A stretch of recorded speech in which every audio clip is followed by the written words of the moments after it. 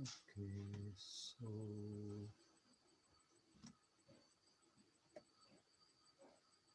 YouTube Live.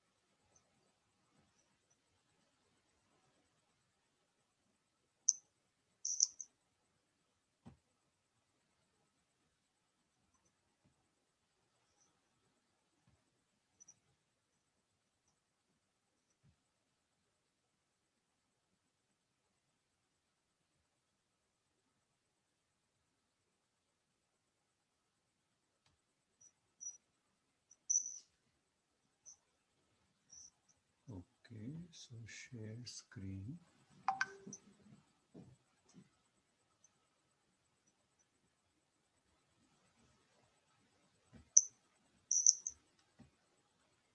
CHME, share screen, journey.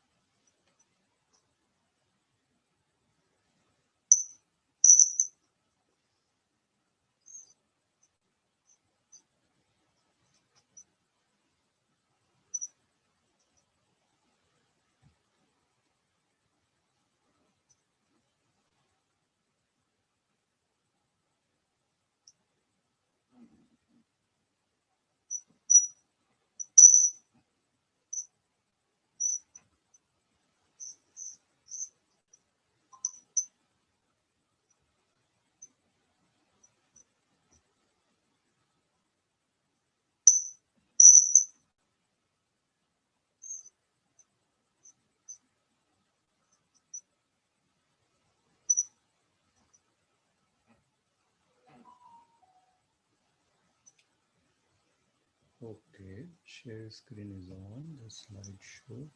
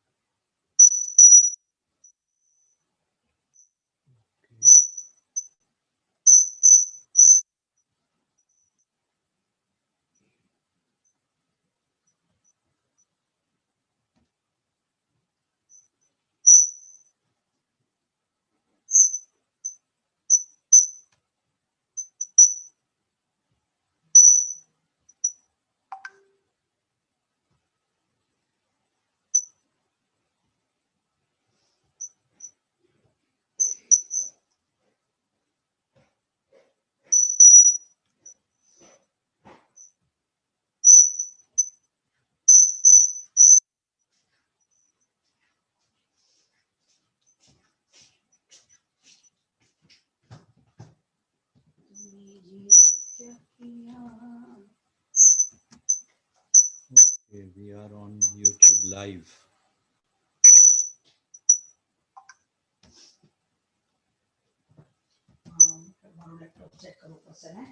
Yes.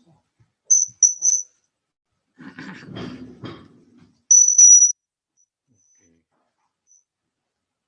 Where?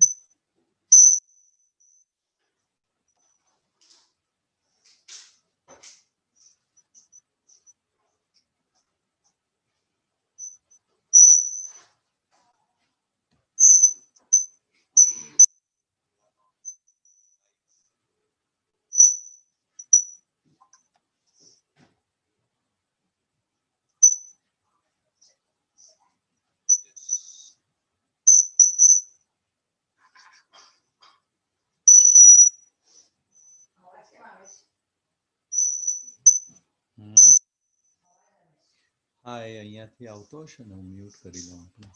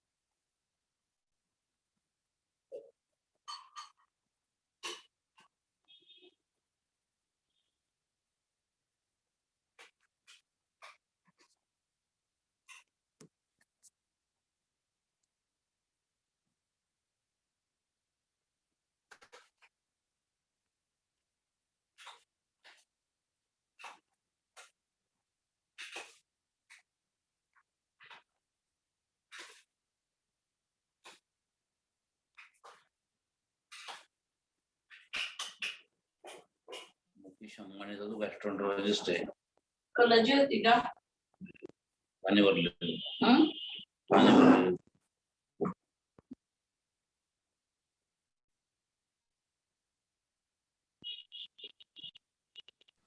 मैं आपको co-host बना देता हूँ and we will check the video.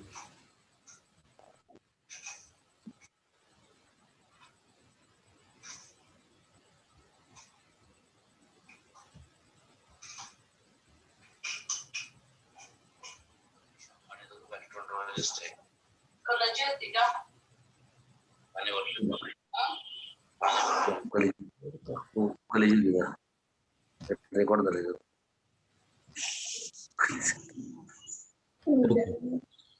You are the co-host. And we will check the video. Yes. Yes, please.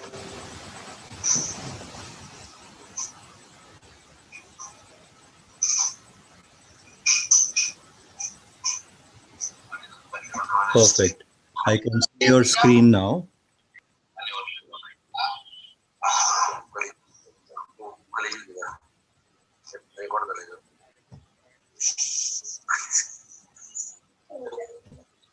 Yes. You are the co-host. And we'll check the video. Yes. Yes, please.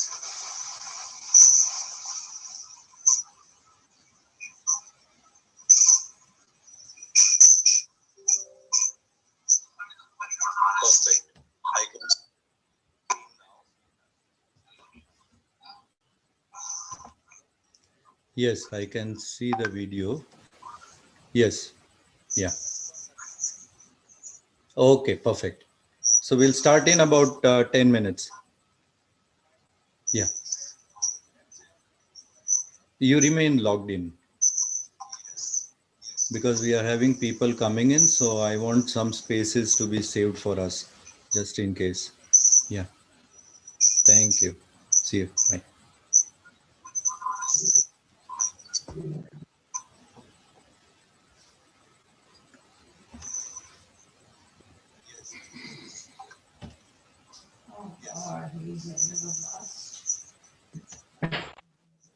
So we'll start in about 10 minutes. You remain logged in because we are having people coming in. So I want some spaces to be saved for us just in case.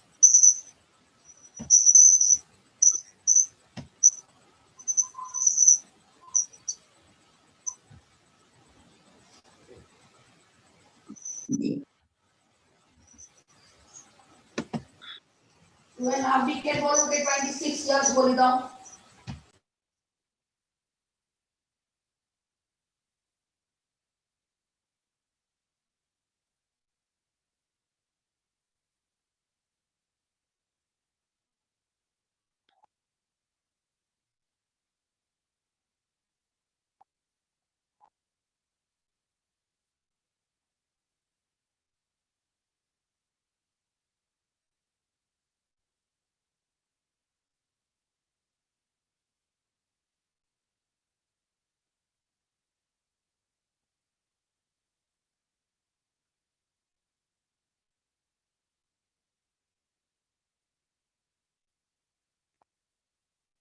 काहीतरी करू recording करताना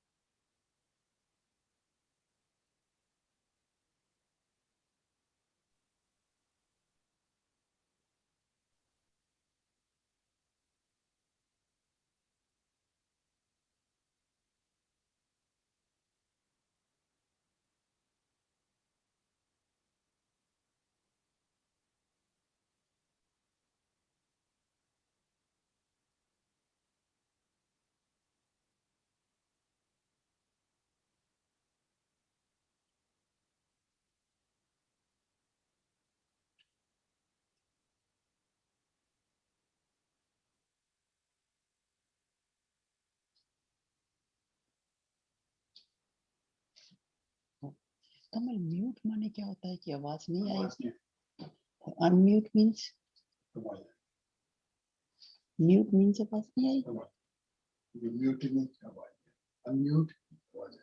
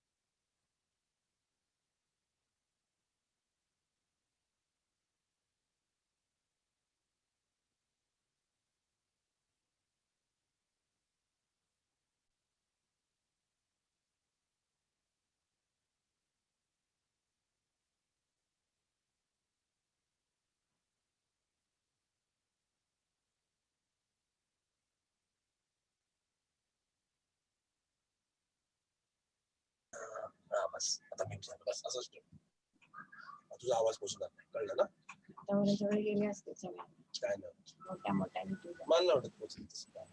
आता एक दोन वगैरे आमची येतात तेव्हा थोडी अनम्यूट केलं तरी काय त्यांना आवाज जातो. मग इथे आता येत होता असंच कोणाचं तरी सेम. हो ना प्रफुल्ल बोरकर ना यू ट्रकने का छान आहे का दिसायला का असं करायचं. Hello, friends.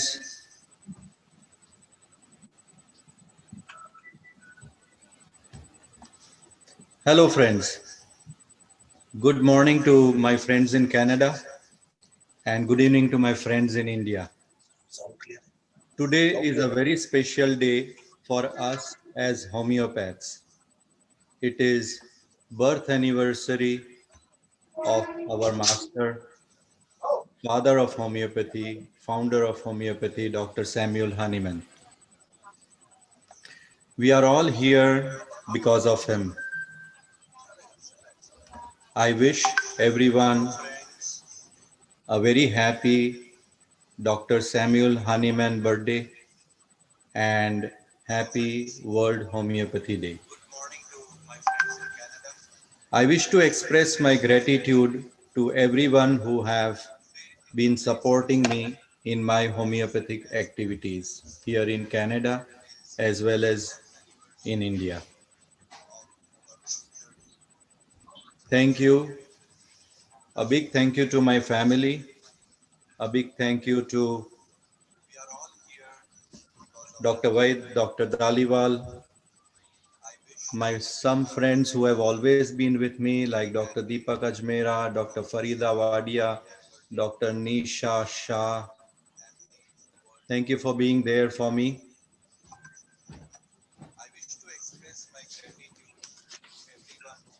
On this auspicious Hahnemann Day, I thought of paying tribute to one more legend of homeopathy who had left us recently, Dr. Prafull Vijaykar. Dr. Prafull Vijaykar influenced thousands of homeopaths across the globe. He called his system of practice predictive homeopathy. And he said homeopathy is mathematics. I have known Dr. Prafull Vijaykar ever since I did my house residency in the CMP Homeopathic College, Mumbai. He joined the government OPD over there, and that was the first time I saw him. And ever since then, he has been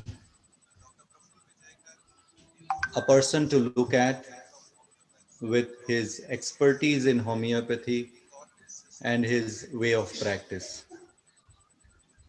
His work on theory of acutes and theory of suppression is valued by homeopaths all over. So I wanted to have someone as a speaker today who has been a close associate of Dr. Prafull Vijaykar. I communicated with Dr. Prafull Borkar, and I am so much thankful to him that he accepted my invitation to speak today on this Hahnemann Day gathering. Dr. Borkar, I have known him since I was a principal in the Homeopathic College in Surat, where he and his team of predictive homeopaths came for delivering seminars to our students of our college. So it was again a pleasure to talk to Dr. Borkar. I will now invite Dr. Neena to introduce us Dr. Prafull Borkar.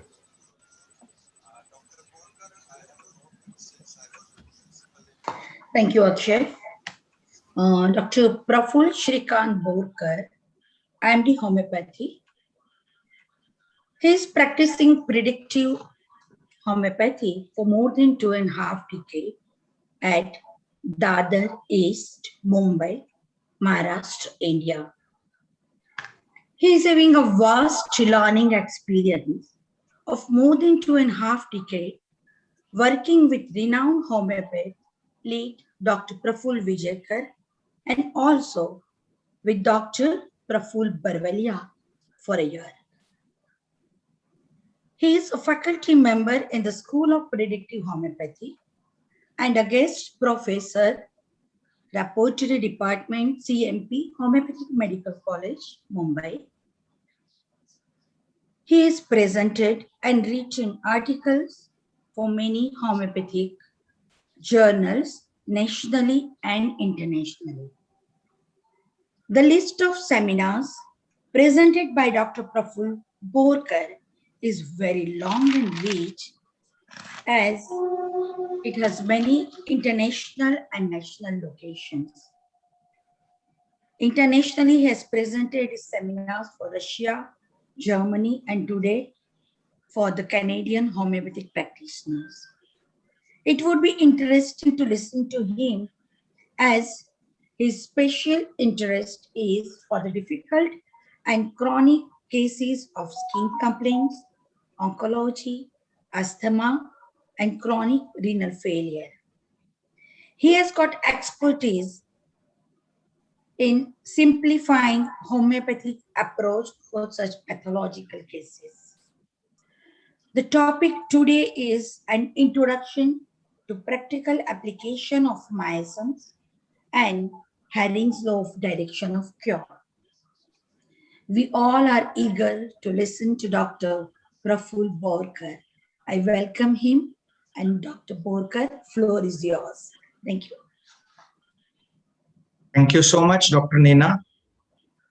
And Dr. Akshay Banker, sir, I thought you had forgotten that I had visited your college many years back, because at that time I was a very junior. So I thought you must not be remembering those that visit. But you remembered. Some people have a good memory. Some people are good to be remembered, Dr. Borkar. Thank you, sir. I was very young at that time. Budding teacher sent forcefully by sir to spread homeopathy wherever he could be sent So I had visited your college at that time. Yes. So I was going to mention it today, in fact, to remind you that I had come, but you remembered. So a good experience of Surat. I had visited your college many years back. So thank you to the Canadian Homeopathic Medical, continued medical homeopathic education for inviting me. And on this auspicious day, a very, always a pleasure to talk on Hahnemann Day. So should I share the screen now? Yes, you may. Okay. Is it visible? Yes. Okay. So I was going to mention it today, in fact. So today's topic, an introduction to the theory of miasms and Herring's law of direction of cure in practice.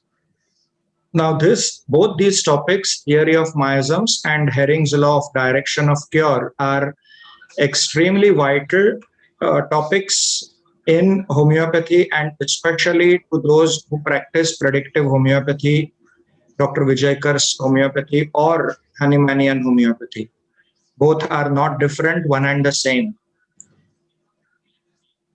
So both these topics are huge and big topics, which will take a lot of time to understand for those who are not into it. And it may be a repetition for many who have been practicing predictive homeopathy and Hahnemannian homeopathy. But there are certain vital things which I would like to highlight upon through this session of 2 hours, in which I will try to convey my idea and my understanding and my usage of these two basic concepts, extremely vital to homeopathic practice day in and day out, whether it is acute cases or it is chronic cases. In both types of cases, these two are the main standing pillars on which we need to understand our cases, whether it is a new case, and more importantly, the follow-ups. Because many of us, though we come to the right remedy, we tend to make a mistake and spoil our cases because we don't understand how to take the follow-up and we make a mistake. So there are certain small, basic, vital things connected to our day-to-day practice, which I would like to highlight. And I have always maintained that there is nothing like advanced homeopathy. It is always basics which need to be cleared. And as we keep on clearing the basics, we automatically go into what is so-called advanced homeopathy. So these are the two things, theory of miasms and Herring's law of direction of cure in practice, which need to be understood well, so that we don't make mistakes in understanding follow-ups and also in new cases.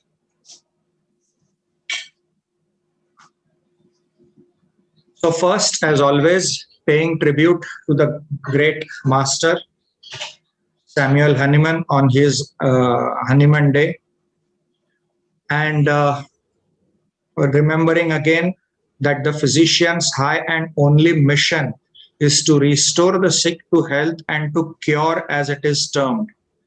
This to cure, as it is termed, needs to be understood, and we will be able to understand this term only if we understand Herring's law and if we understand the theory of miasms properly. This Hahnemann Day, Hahnemann has company because he has called Sir to meet him for this Hahnemann Day. And what a big loss for all of us, to me personally, to all predictive family, to Sir's family. It is a huge loss to the entire homeopathic fraternity. I know how many schools of homeopaths which supposedly competing with predictive homeopathy have also felt the huge loss that Sir's demise has had to the entire homeopathic world. So on this day, I would like to share a few of my experiences with Sir and what I have learned from him about these two topics, because miasms and Hering's law of cure would not have been possible in my practice unless it would have been for Sir, if he would not have been there right from my embryonic stage of learning in homeopathy. I was lucky to be associated with him right from my third year of my homeopathic college.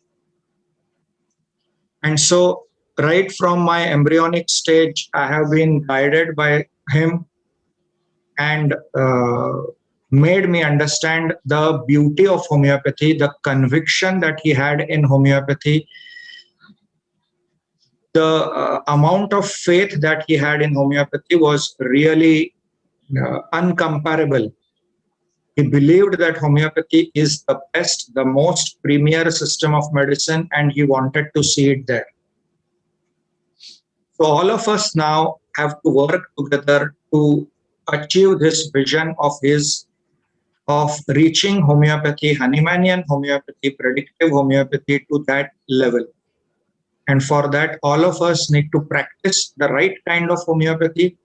All of us need to understand the standing of predictive homeopathy, what it means, and accordingly practice the right way so that we make him proud. So predictive homeopathy based by Sir was based on, to predict means to foresee, and Hahnemann Sir always said that homeopathy is mathematics, and he quoted Hahnemann also saying that homeopathy is very close to mathematical perfection. And why would he say that? Because predictive homeopathy foresees what can happen in a patient, because it is entirely based on Hering's law of direction of cure. If we understand Hering's law of direction of cure, it is definitely possible to foresee and therefore to predict and tell the patient beforehand what can we expect. What can we expect in a cure, in his case, in the follow-up, in the next follow-up, or a follow-up after a few months, and how it is going to proceed. But to understand this and to predict this, our basics should be very clear and very strong. Then only we will be able to do it. Many people practice predictive homeopathy because they love Sir. But unfortunately, few of them don't understand that predictive homeopathy believes in scientific homeopathy and understands it that way, and we need to reach that level to call ourselves predictive homeopaths. That will be a real tribute to Sir, and that is why we need to keep on sharpening our skills. As Sir would say that if I have to cut a tree in 5 hours, 4 hours, I have to sharpen the axe. And 1 hour is enough to cut the tree. That is what he would always say. So in my experience, this is what I have understood, that medicine and homeopathy are similar to an iceberg. And if you can see in this iceberg, we understand only what we see, but what is remaining below the surface of the earth is 75%, which remains to be unraveled. And for this, we need to go deep down and see the beauty of the iceberg is much, much more than what can be seen at the top. This is just the tip of the iceberg. From Sir, I have learned, if you aim at perfection, then you will meet excellence somewhere on the way. And that is why I always aimed at looking at Sir on the horizon and kept on working towards becoming somewhere close to him so that I can become some kind of a good level of homeopath. This is what I have learned about the evolution of a homeopath. I have always believed, like Herring used to say, that we should always doubt and not be blind followers. We should ask ourselves as students whether homeopathy works.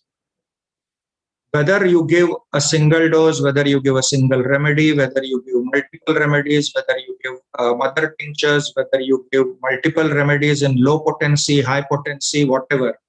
But first see whether homeopathy works. If you are convinced that homeopathy works, then whether multiple remedies are working, see whether somebody can give the same results with a single remedy. You evolve. If you go to a single remedy with similar results that you used to get with multiple remedies, you have evolved. If you see somebody giving a single remedy in minimum dose with the same kind of results, try to do it. This is how you evolve. Give results in acutes if you want respect. Acutes is something that will give us respect, because acutes is where homeopathy is always so-called trolled or teased or told that ineffective. Give results in acutes and we will see that people start understanding that yes, this system has something in it. Then if we see somebody giving results in pathological conditions with a single remedy, minimum dose, then we have evolved. If there is a scientific result where you can predict, where somebody sees that you can predict and you can give a result by saying that this is the way it should happen, you have evolved further. And if you can predict that this is what is going to happen as per Herring's law of direction of cure, and this can happen only if you have understood miasms, then you have reached the beauty, the depth, and the advanced homeopathy that Hahnemann and Sir have visioned for us. That is where the real beauty of homeopathy lies. It is not just in giving results, but in giving scientific results in pathological, chronic, and acute cases according to Herring's law of direction of cure. And then you will see how comfortable we feel when we are treating pathological cases, because we have two big compasses in our hand. Miasms and Herring's law are two big compasses which keep on directing us and guiding us towards the right direction. It keeps us on track, tells us where we are going wrong, and we can correct ourselves before we have made a major blunder. So miasm and Herring's law, as I have said, are the two big pillars of homeopathy, and especially predictive homeopathy. Evolution of Hahnemann as a homeopath. If we can understand the theory of chronic diseases and what Hahnemann has written in theory of chronic diseases, you will find this man to be a critical observer about himself and his results. He just did not rest by founding homeopathy and the similia similibus curantur, but he critically observed whether he is giving what he is trying to promise or trying to understand and trying to really give cure as it is termed. But he realized that he is not. Even after 10 years of practice, Hahnemann was not happy with the kind of results that homeopathy based on similia similibus was giving. So if Hahnemann can be critical about his own practice or his own results, why can't we be? So till 10 to 15 years into his practice, he came to know that all medicines known to homeopathy failed to bring about a real cure in diseases. Now compare these observations to our own practice and we will realize that we also have the same observations. Only thing is we deny and we'll try to live in a false world of happiness. So he was not happy. He said all medicines known to homeopathy failed to bring a real cure in diseases. and he decided to find out the real nature of chronic diseases, which still remained uncured despite the truth of similia similibus curantur. So he felt that similia similibus curantur is the ultimate truth, but still there is something that he is missing. And that is when he started trying to understand the nature of chronic diseases. He was lost. This is Hahnemann. He was lost. He found, again, these observations also we have to compare with our results in our own practice. In the beginning, the results were promising. Continuation became less favorable, and outcome was hopeless. This is what happens many a times in our cases in our clinics, where patients initially say they are beautifully better, but as they keep on continuing, they say that, yeah, they are not so much better as they were previously with our medicine, but the same medicine doesn't work. We increase the dosage, we increase the potency, but still there is no further relief. And finally, the patient leaves us feeling disappointed. This is what happens in our clinics, but don't be disappointed. This happened with Hahnemann also.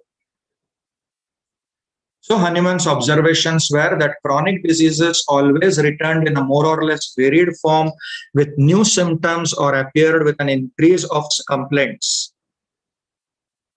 Diseases presented before the eyes is not the whole disease, but only a fragment of the more deep-seated original disease. And this, if we understand, then we will understand that most of the times the mistake is that we have not seen the whole disease. We have seen only a part of the disease and prescribed because we wanted to jump to the remedy much earlier than actually needed. Because we got an instinct that this is the remedy and we cut short our case taking and end up prescribing in a haste.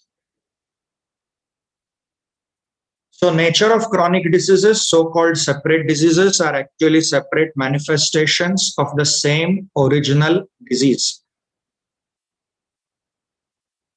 So the whole extent of all the accidents and symptoms belonging to the original disease must be found out in order to cure the disease in its whole extent. This requires efforts to take all the symptoms right from childhood till now to find out how the person or the disease has moved from his childhood to adulthood, how the disease has transformed. And then we will understand the whole extent of the disease. And if we prescribe then we will be able to cure the disease. They first present as internal maladies before they show their local symptom. This is the class of Hahnemann. He said that not even a single small pimple or a boil on the body can come on the skin unless the entire organism is internally affected. Then only will the body exhibit something like a boil on the body.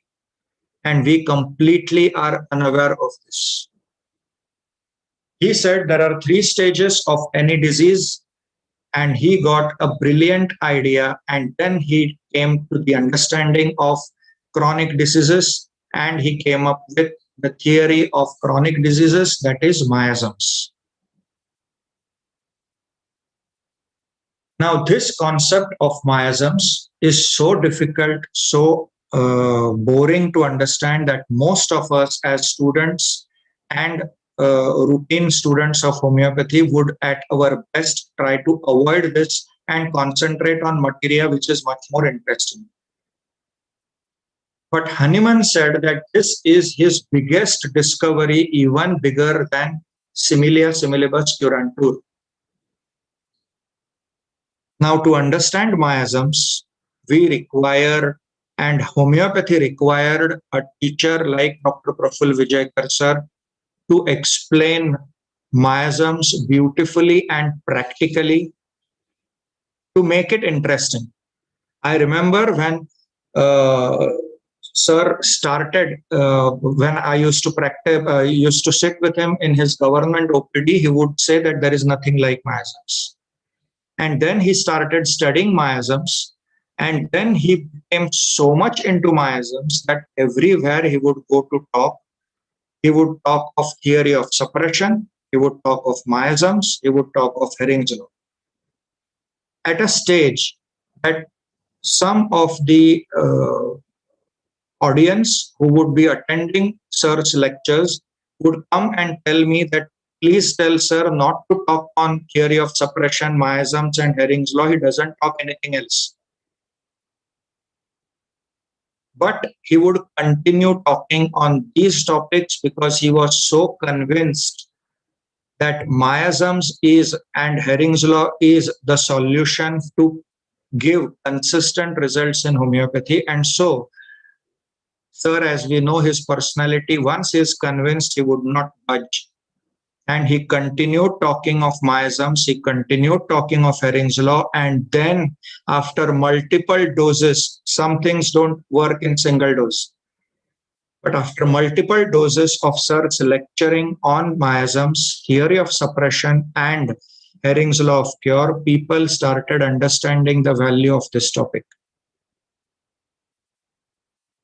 And then it took off, and people started understanding what Sir is trying to convey, what Hahnemann wanted to say, and then people have started taking miasms really seriously.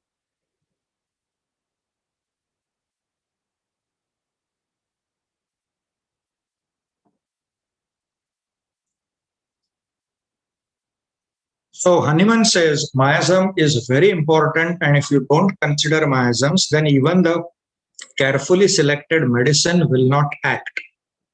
This is what Hahnemann's statement is, and how can we neglect miasm? Even the carefully selected medicine will not act. That means Hahnemann saw something beyond similia similibus, which needs to be incorporated when prescribing.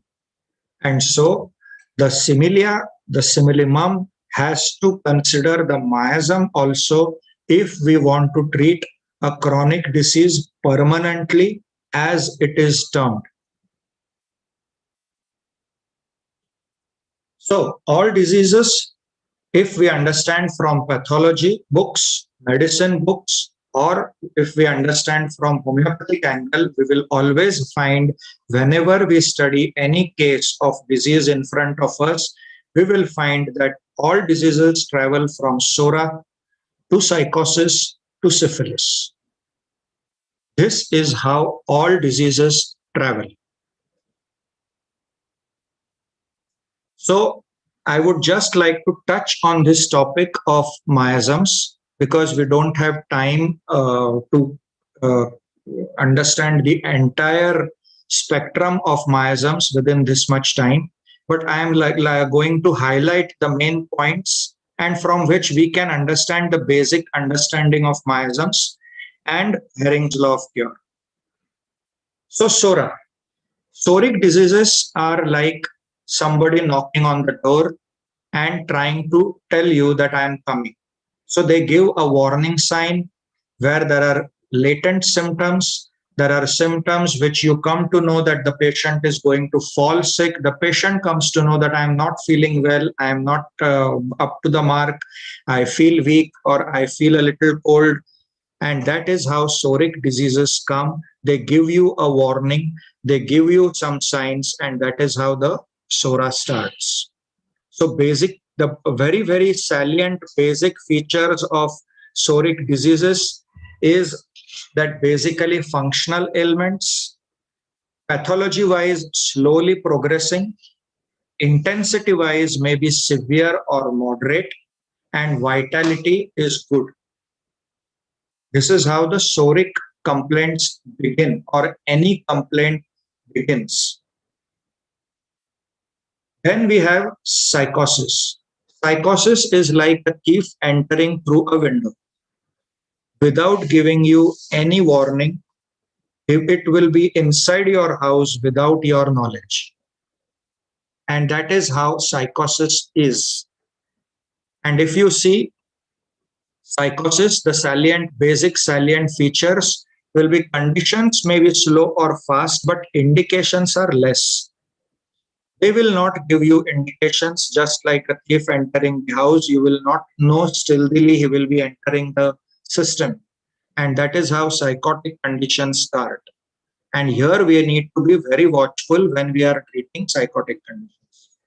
Structural changes of growth or thickening or accumulation is the hallmark of psychosis, and this slowly happens in the interior of the organism, not giving any signs on the outside, or if at all, very less signs. These are deceitful conditions which are detected or suspected usually late, and the appearance may be good or lumpy.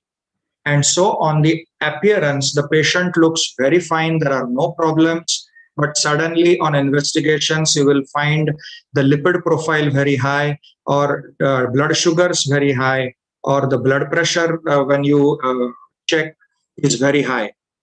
But the patient says, doctor, I did not have any problem. I did not feel anything. So how come these values have come so high? This is exactly what happens in psychosis.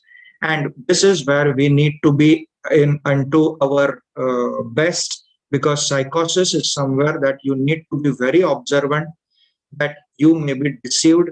You may be going for the general feeling of well-being, that the patient is doing well, he is happy, but the condition stealthily is moving in the wrong direction.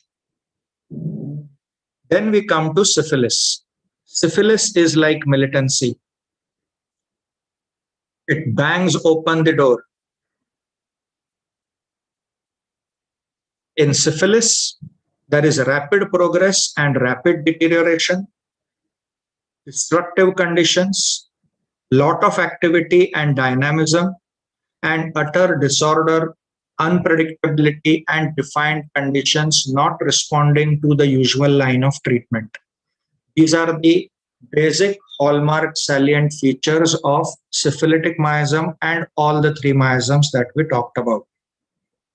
So if we have the basic, simplest understanding at the very base level, if this is understood, then also we will be able to handle a lot of cases and able to understand the new case and the follow-up of patients better.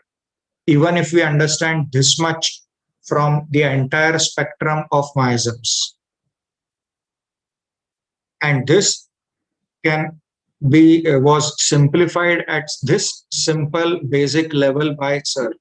So all credit goes to Dr. Vijaykar sir for this simple understanding of miasms. So SORA from psychosis, from SORA to psychosis to syphilis. And then we have what is practically in day-to-day practice, the combination of miasms. And this is what we need to understand, going up one level from the basic understanding of miasms. The combination of miasms can be SORA psychosis, it can be psychosyphilis, it can be SORA syphilis, or it can be soro-psychosyphilis. Very rarely do we get purely syphilitic or purely psychotic cases, because SORA is always there. Now, what is this combination? Soric is basically functional elements, physiological conditions which respond much more easily to what we call as our drug pictures. And we get fantastic results in functional conditions. But when SORA joins hands with psychosis, the condition becomes a little more difficult, because there is activity and symptoms given by SORA, but psychosis hides quite a few of them, making it little difficult, where the symptoms are not coming as easily as in pure soric cases. When SORA combines with syphilis, this is very, very dangerous combination, because both have speed, but now with speed, there is destruction. So cases are moving fast, pathology-wise, and the speed is there, and many conditions because of syphilis not responding to the usual line of treatment. This is where, as homeopaths, we find that the carefully selected remedy doesn't work, because there is something deeper that we need to understand There are some syphilitic symptoms that we need to cover. The basic syphilitic trait needs to be covered when we are prescribing, and we cannot just prescribe on what we are used to giving in drug pictures. There is something that deeper needs to be understood in psychosyphilitic cases. Another dangerous combination is psychosyphilis.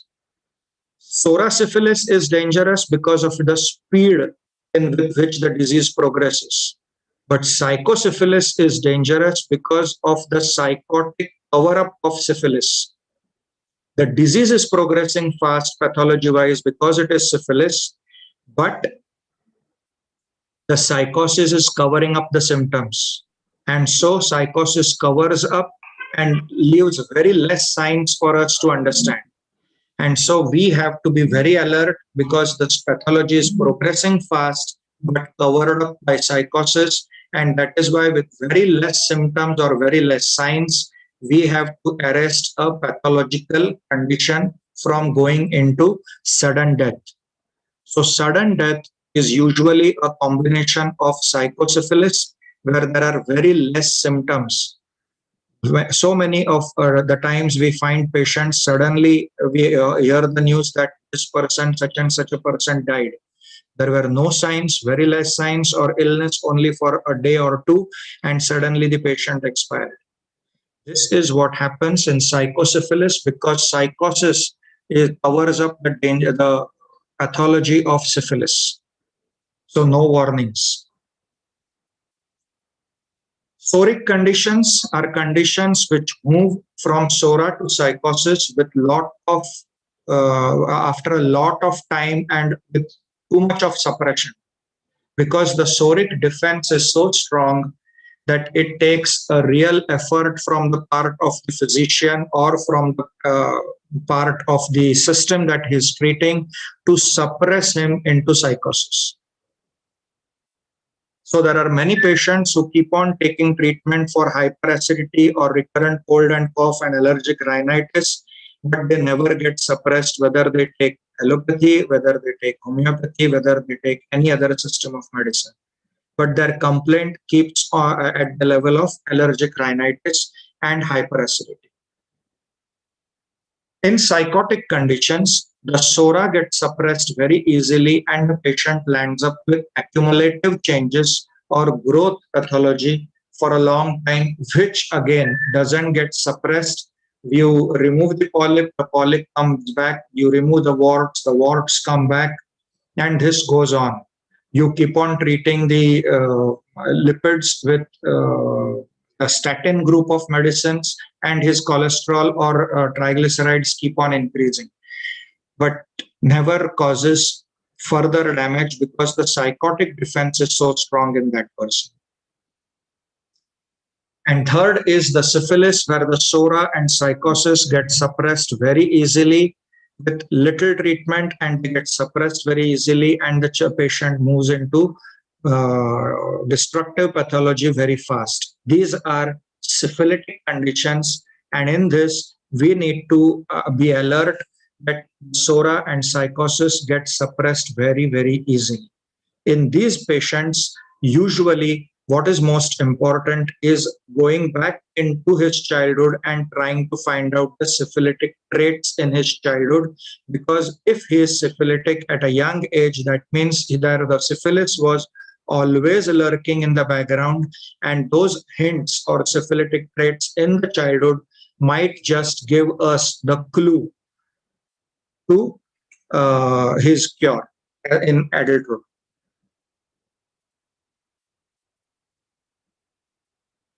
Then we have this psorosyphilitic, where psora is strong but psychosis is small or less effective, and so the psoro-syphilitic combination giving rise to the tubercular miasm. Then we have psychosyphilis.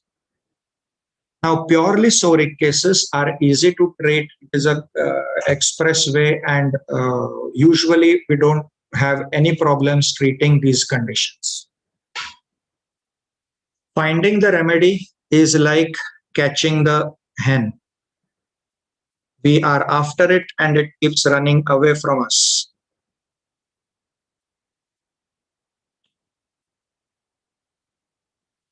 So if we want consistent results, what Dr. Vijaykar sir has always recommended is that you should not allow the remedy to escape.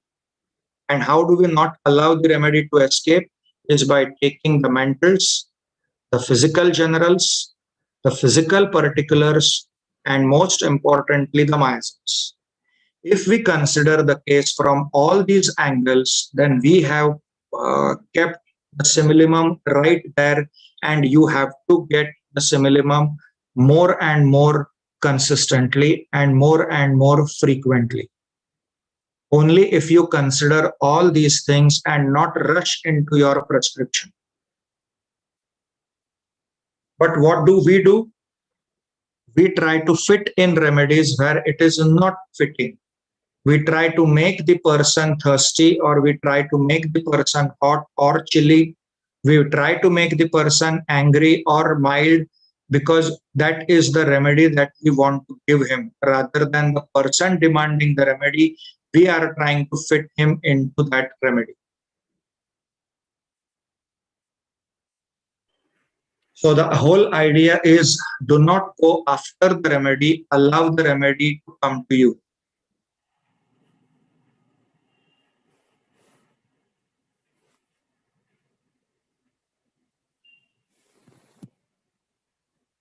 So how do we do that? What has Hahnemann mentioned? Hahnemann has mentioned totality of symptoms. This is the basics that we see in the organon, totality of symptoms, disposition, especially the altered disposition. And then he talks of miasms, without which the complete cure is not possible. So Hahnemann recommends totality of symptoms, altered disposition, and miasms, and this is exactly what predictive homeopathy under Dr. Vijaykar always followed and will follow. That this is a necessity for coming to the right remedy. So if we have the case covered from all angles, the simillimum cannot miss out. We cannot miss out the simillimum. It has to be there in front of us. So are miasms really so important? Significance of miasms is in understanding the knowledge of the disease, which is the most important for a homeopath. If we don't understand the disease, we cannot treat it, because we don't understand the depth of the case, and we will again end up giving a superficial prescription. Once we know the miasms, our case taking improves. Now, I am asked this question many times: how can understanding of miasms improve our case taking? Case taking improves because if we have understood that the disease in front of us is a psoric disease, then we can trust the patient completely and take the symptoms on face value, whatever the patient says. But if we are facing a patient of psychosis, where there are growths inside, where there are calculi, where there is cholesterol or silent blood pressure, then we need to understand that this person in front of us is not telling us the complete truth. Is a psychotic case. The miasm here is psychosis, and we need to go behind and ask either his relatives or friends or family, or go back into his childhood, or use some tactful measures to get the true nature or the true stress out of him. Otherwise, if we believe whatever he tells us on face value, we will just be giving a superficial prescription, and the patient will remain better, but never cured. If the case is a syphilitic case, if we understand that the pathology is syphilitic, destructive pathology, then we need to understand that the patient has to have syphilitic traits at the level of mind as well. If the patient says that I don't have any destructive traits, or I don't have any self-destructive or destructive to others, no violence in his nature, no super sensitivity in his nature which can be hurtful, then we are missing a major thing in the case. And we need to get this either from his childhood or from his present, and then only we should base our prescription, because if we miss out on this syphilis, again, he will be just better, but not cured. And because it is syphilis, he is moving fast towards destructive pathology. That is how understanding of miasms improves our case taking. The same way it arrives at the correct understanding of the case. Because we have taken the miasms, we take the right rubrics, we arrive at the right remedy only because we have understood the miasms.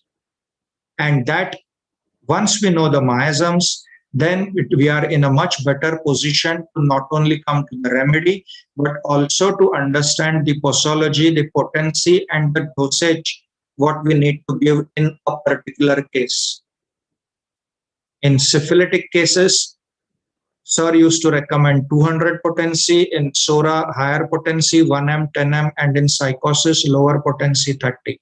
Of course, later on he changed. In syphilitic cases also he started giving a lot of high potencies with fantastic results.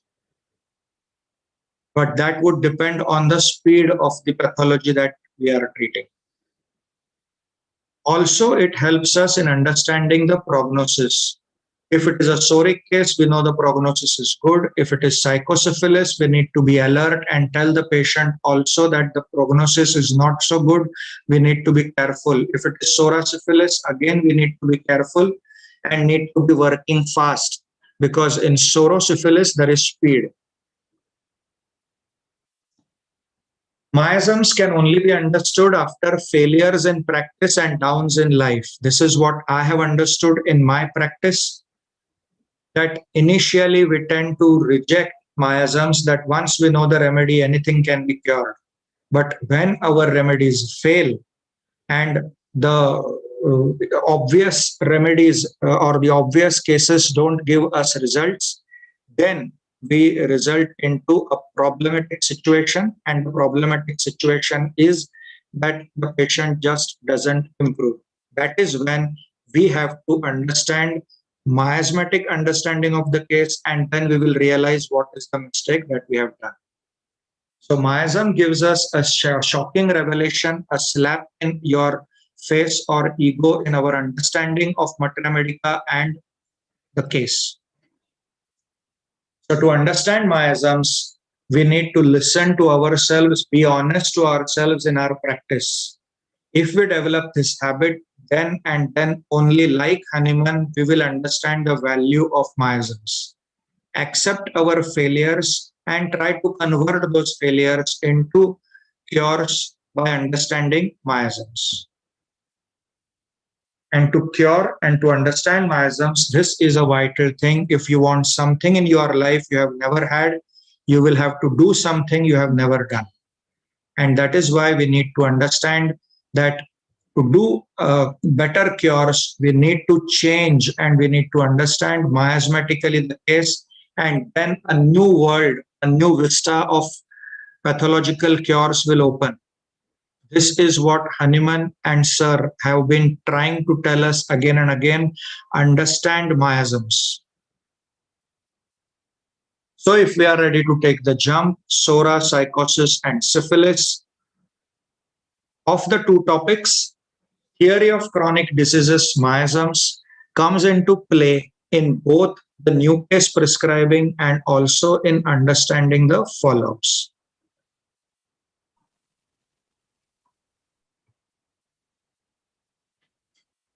Herring's law of direction of cure is basically related to understanding of follow-ups. So where are the two topics meeting is basically in follow-ups. So I am going to concentrate more on understanding these two topics today in understanding follow-ups, because that is where these two topics come together and we will be able to understand follow-ups better and where we make a mistake in understanding follow-ups. Many a times we have given the right remedy but not understood the follow-up, or we have given a wrong remedy and not understood the follow-up.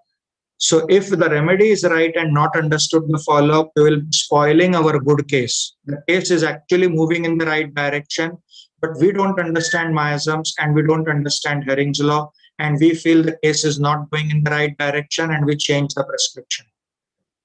And in the other scenario, the remedy is wrong. We feel the patient is doing well.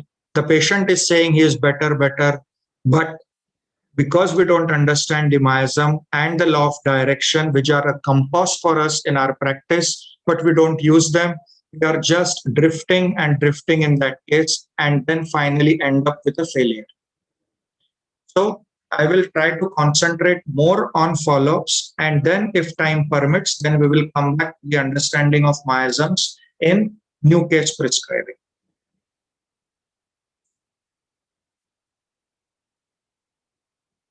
So what is the importance of follow-up?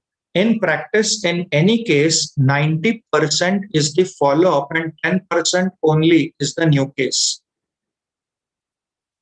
So what happens after the remedy is prescribed is what is 90%. And we are always concentrating only on understanding the new case, and new case. But what happens after that is 90% of our practice, which we need to understand. We need to learn to take and understand the follow-up properly. Otherwise, we may come to the right remedy and spoil our own good case for lack of understanding of our miasms and Herring's law. My first experience with Herring's law came in Dr. Vijaykar sir's clinic when I was working as an assistant with him. There was a case of psoriasis and he had given a remedy. The patient came. I had taken the case, so I knew the case of psoriasis, a bad case of psoriasis. Sir had given a remedy. The patient came and gave a beautiful follow-up that the lesions have improved so nicely. And he was very happy. I was very happy. And I told Dr. Vijaykar sir that the patient is doing very well. Sir examined the patient, saw the lesions on his arms and legs and the lesion on his leg, which had improved very nicely. And he told me, okay, now you are happy with the result? I said, very, very happy, sir. It is a fantastic result. And Dr. Vijaykar said, okay, now we change the remedy. And I said, we changed the remedy. Why? The result is so superb. Dr. Vijaykar said, according to Herring's law, the leg lesion should have increased and the upper arm lesion should have reduced. But this is in the opposite direction. So your happiness is just short-lived. The patient will worsen if we don't change the remedy. And in this beautiful case, with a fantastic result, Dr. Vijaykar changed the remedy. I was left shell-shocked. How can anybody do this? But he had so much faith in Herring's law that he would change a remedy even if the patient is happy, and so happy that he would not accept if sir would tell him that I'm changing your remedy. So this was my first experience of Herring's law, where I saw him change the remedy. Then in my early days of practice, a case came to me with contact dermatitis for homeopathic treatment, contact dermatitis of the fingers. And the patient came to me that this is a new development of contact dermatitis, and does homeopathy have treatment for this? It is happening only since last 2 to 3 weeks. And so I said, yes, definitely there is treatment for contact dermatitis and I will definitely treat you. As I started taking his case, I realized that he has developed these since the last 2 to 3 weeks, as he said, after a homeopathic treatment for recurrent cold and cough and allergic rhinitis. I said, how is that? And he said that it is much better. He used to get allergic rhinitis followed by cough, cold, and then bronchitis, which is much better with the homeopathic treatment. And then I realized that this is actually a good sign, exteriorization of his complaints. And I told him, why don't you continue with the treatment with your earlier homeopath? The treatment has been perfect on track. The patient said, hey, this is exactly what I went to that homeopathic doctor for. I told her that I am much better with your treatment in my cough, cold, allergic rhinitis. So you only treat this, and this has happened after your treatment. But the homeopath said that though this is not because of my treatment, this is not because of homeopathy, this is because of the detergent soap that you are using since the last few weeks. And I kept on telling her that I have not changed the detergent powder since the last so many years. How can I become allergic to that now? But the homeopath refused to treat me and told me to go to the skin specialist. Now I want to take homeopathy only, and so I have come to you. Now, if you also don't want to treat me, then I go somewhere else. I said, this is absolutely perfect Herring's law of cure that is happening in this person. And because the earlier homeopath refuses to see this, I decided to take this case in my hands. But I did not know the remedy that had helped him. And I did not want to change the remedy because I knew that what I'm seeing in front of me is Herring's law. And so I just gave placebo to this patient, and the contact dermatitis got completely cured with the same remedy or dose, whatever was given by the previous homeopath. I did not give the patient any remedy, but I knew from my compass that the patient is on track. So the credit for treating his contact dermatitis came to me, though I had not given the remedy.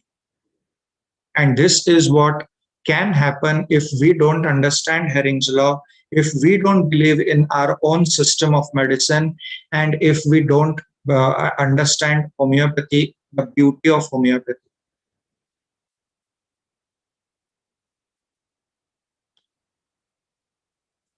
So what is Herring's law?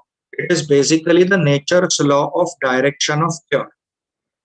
The Herring's law states that the cure has to take place from above downwards, from inside out, from center to periphery, from the most important to the least important organs, and in the reverse order of appearance of symptoms. The cure has to take place from above downwards, from inside out, from center to periphery, from the most important to the least important organs, and in the reverse order of appearance of symptoms. So beautifully stated. Now, if we follow these in our acute and chronic cases both, you will find a fantastic change in our practice if we apply it in all cases in our clinic. Now, there are questions asked by many homeopaths themselves that is Herring's law scientific? It cannot be seen in all cases. It is applicable only in chronic cases. It is applicable only in certain cases. It has nothing to do in acute, but it is not true. It is applicable in all cases, acute and chronic. Only we need to understand it much better and better in every case. Did Herring actually formulate this law? Science. It is based on the morphogenetic gradients of the embryo and the growth axis in the infant. This is what Dr. Vijaykar found out from Gray's Anatomy Embryology, that whatever is written in Herring's law, the direction, are basically the morphogenetic gradients of the embryo and the growth axis in the infant. And hence it is the nature's law of growth, direction of growth or cure. That is why when a child develops, the neck holding comes first, then the back, then the sitting posture, then the standing, and then the walking, because that is the morphogenetic gradient or the growth axis. Herring made certain inferences based on Hahnemann's observations in the organon and from his teachings. And these observations have been formulated into what is called as Herring's law of direction of cure by Kent. So Kent coined the term as Herring's law of direction of cure by combining these observations into one law. So Herring's law of direction of cure is absolutely Hahnemannian, absolutely scientific, and yes, it is formed by Hahnemann, but the term is coined by Kent. Dr. Vijaykar would apply Herring's law in day-to-day practice in all acute and chronic cases. That is when he formed this rough chart of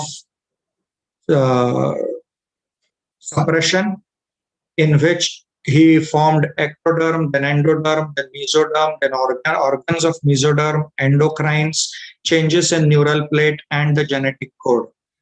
This is the basic chart that he prepared when he prepared the chart of suppression. And then to this, he added the miasmatic concept, where he said that the syphilis has to improve first, then the psychosis, and then the sora. That is when he formulated the entire detailed chart of suppression with miasmatic understanding. This is how the chart of suppression also evolved as Sir's understanding of Herring's law and miasms evolved. Simplest understanding of Herring's law. Simplest understanding of Herring's law is what is understood by most is cure of respiratory complaints, for example, eczema, of asthma to eczema. This is exteriorization, and that is what is understood by most as Herring's law of cure. Now, if we understand the respiratory tract, वो उस पे join करके देखो ना Facebook पे, ये वाला phone में से देखो तो ज्वाइन कर. Respiratory tract, case of allergic rhinitis and pharyngitis and high fever, taken homeopathic medicine. This patient came to me, already had taken homeopathic medicine from one of the renowned homeopaths, where the high fever went away, coryza and tonsillitis got better, and now coughing started with low-grade temperature. Now, is this a good sign or a bad sign? Is this according to Herring's law? Is it in the right direction or no? Is what we need to understand.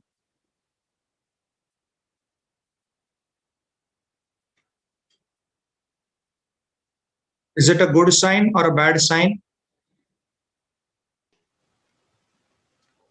Are all muted, or should I go ahead, just move ahead? Muted, but it is a bad sign. Sajni says bad sign. Sangamitra says bad sign. Obviously, it's a bad sign. And why is it a bad sign? It is going from above down. It's from coryza, from coughing. It's nose, nasal part to lungs affected. So that's why it's a suppression, because it's less important to more important organ. And again, Absolutely right. from inner south, more towards the inner side. Absolutely right. This is what we need to understand. The patient, who was also a homeopath, told me that she is much better, and the homeopath has also told her that she is much better because it has gone from above down, and the high fever has gone down. But the high fever going into low grade fever is sora going into psychosis, and the patient is going from lesser pathology, less important organs to deeper, that is the lower respiratory tract. And that is why we need to understand Herring's law, not very plainly that above down is always good, but more important is inside out, and from more important to less important. And that is why this needs to be understood in the right way. If we don't, we tend to make mistakes. But I'm very happy that my audience here is completely into the know-how of Herring's law, and that will make it more interesting for us. Herring's law also moves from side to side. During cure, it has to move from the dominant side to the less dominant side. Complaints have to move from the dominant side to the less dominant side. If the person is a right-handed person, then the lesions have to move from right to the left. If the person is a left-handed person, then the lesions have to move from left to the right. That is also a part of understanding of Herring's law of cure.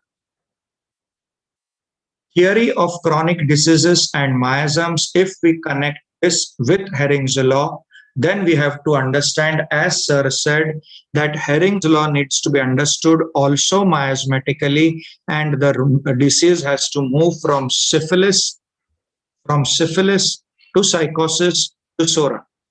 If we don't observe this miasmatic movement of the disease, then we are making a mistake in understanding the follow. And if we understand this, then we are on the right track, and then we will not make mistakes in our practice. These are the beautiful teachings which Sir has ingrained into all of us so many times, again and again, hammered them in multiple doses. And that is why our understanding of cases has really improved a lot. And after all this, Dr. Vijaykar made this addition to the Herring's law of direction of cure, that the cure has to take place not only from above down, from inside out, from center to periphery, from most important to the least important organs, and in the reverse order of symptoms, but also the disease has to improve from syphilis to psychosis to sora, and then we achieve an ideal cure. This corollary, which was added by Dr. Vijaykar, is extremely important, and we need to understand it in our follow-ups. And the more better we understand this, the more better and comfortable we will be in our practice. But Hahnemann says that sora has to be treated first and then syphilis and psychosis. This is a question which many asked us in Predictive, that this is a contradiction, that Hahnemann says sora needs to be treated first, whereas Dr. Vijaykar says syphilis needs to be treated first. There is no contradiction, as I understood it, and I had long talks with Sir also, that what is this? And that is when it was understood that sora is the process which needs to be cut, only then the cure will take place. So sora is the process which needs to be cut, and then the improvement has to happen from syphilis to psychosis to sora. So the manifestation which should improve is syphilitic manifestation getting better first, then psychosis, and then sora. But the entire process is based on sora, which has to be cut, and only then a cure is possible.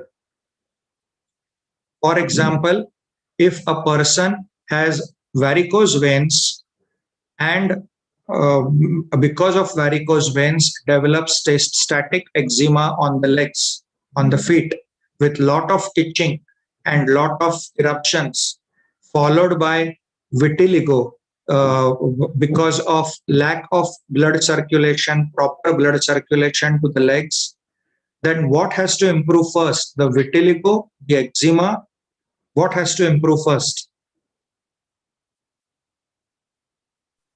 Vitiligo. Or the circulation? Vitiligo.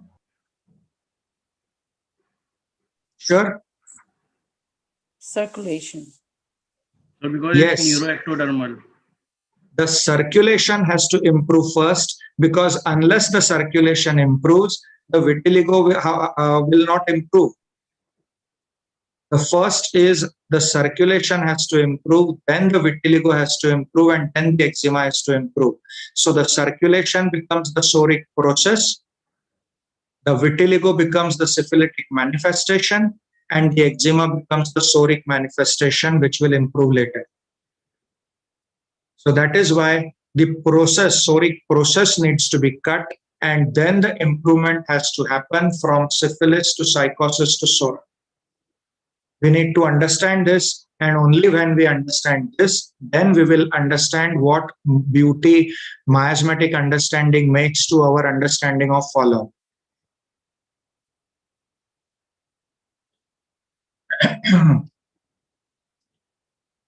Psoriasis. If we understand psoriasis, we have to understand this, that this is on the left hand side, we have this normal skin. This is the epidermis, and this is the dermis. The dermis has all the blood circulation. It is like a small stove which is burning the last layer, heating the last layer of the epidermis, where the new cells are formed. So this dhimi aach, or small gas that is heating slowly this burner, is what is producing the new cells, and the new cells move towards the surface. As they move, they become dead, and the uppermost surface of the epidermis is dead cells.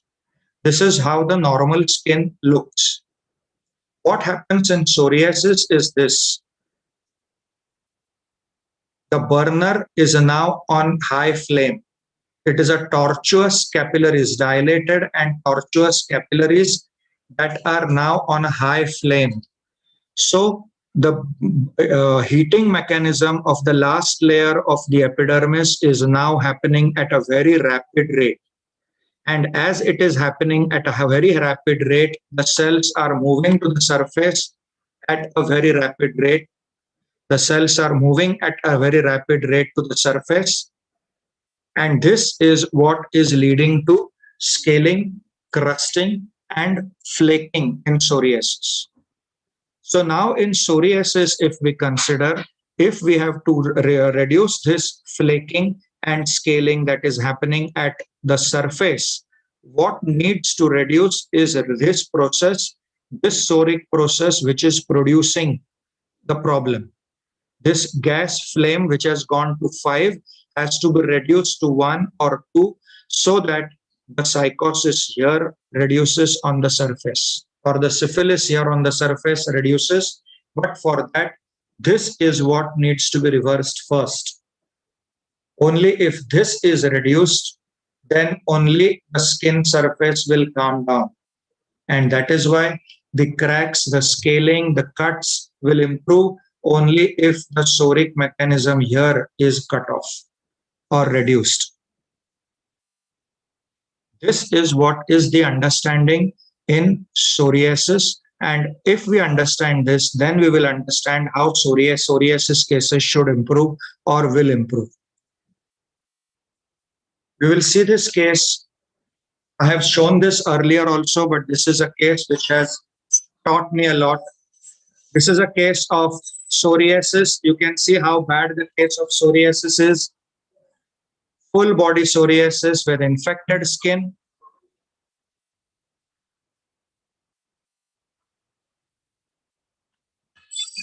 You can see how bad the psoriasis is. It is an entire body psoriasis. The hair are completely stuck to each other, entangled because of the infections, super added infection. See this? The flaking that you can see, the sticking of the hair, all this.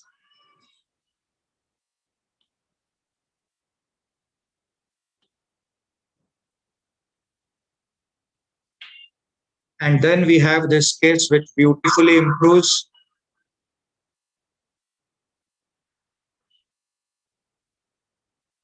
The flaking has reduced on the scalp. They cut her hair because it was becoming very difficult for them to manage. But after the remedy, this has improved. You can see a small crack behind the ear.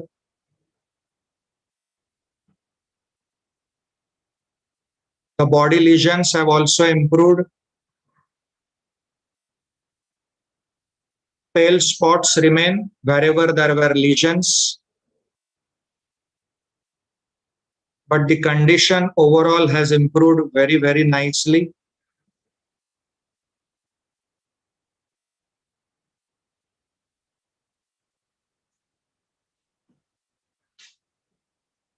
The patient, which was very, very irritable and short-tempered, has now calmed down. Not as irritable as she used to be.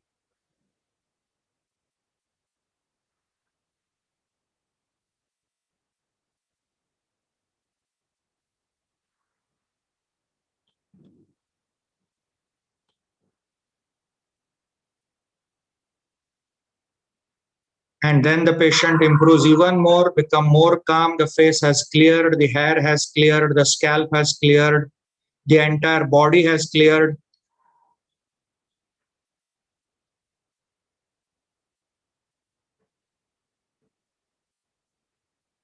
The marks still remain.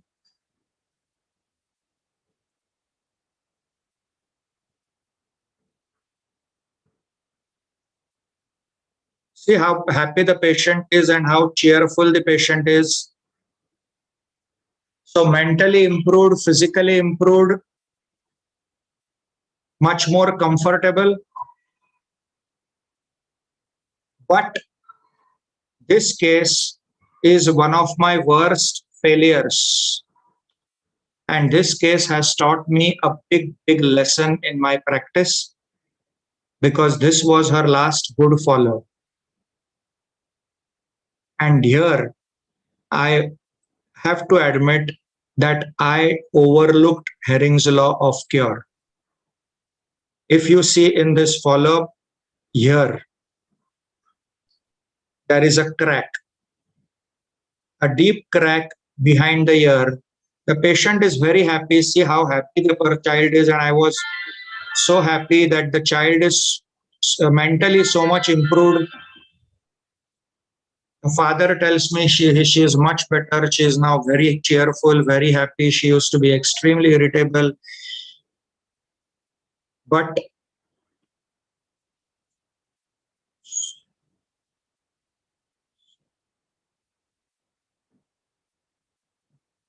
somehow I overlooked this crack. And that is where Herring and Sir taught me not to overlook Herring's law of cure. This deep crack, which you can see, was the blunder that I made in this case. I overlooked because the case is improving mentally. I overlooked because the case overall psoriasis has improved so beautifully. The looks of the child have improved so beautifully. So I thought maybe one crack can be skipped or can be overlooked. But no. This case came back with a bang, with so much of flare-up in psoriasis that time I just could not control the case, and the case went into the hands of allopathy. But this case I'm showing because this is a case which taught me that Herring's law and Dr. Vijaykar's teachings should not be overlooked, and it will come true. Hahnemannian teachings will not go wrong.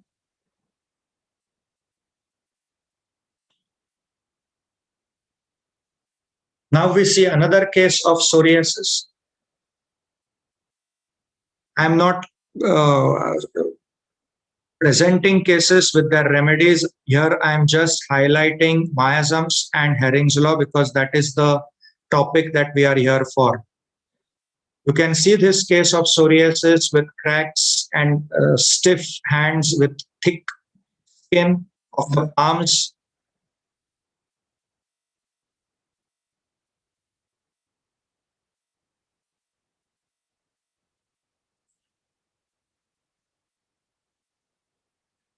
This is a follow-up. This is a follow-up. The case was even more worse than what it was previously, but I don't have the earlier. Now his palms started improving and his soles started worsening.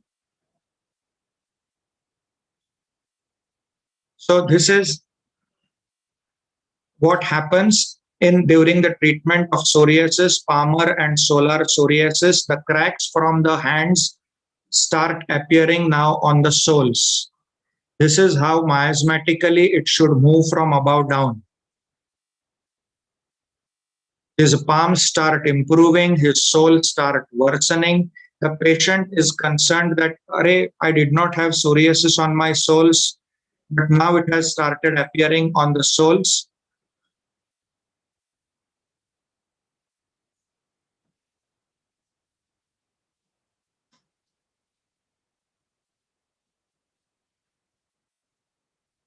Then the patient improves further. I think this is the same.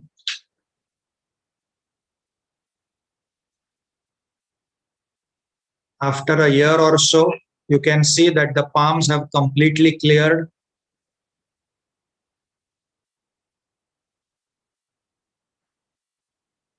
Very nicely improved.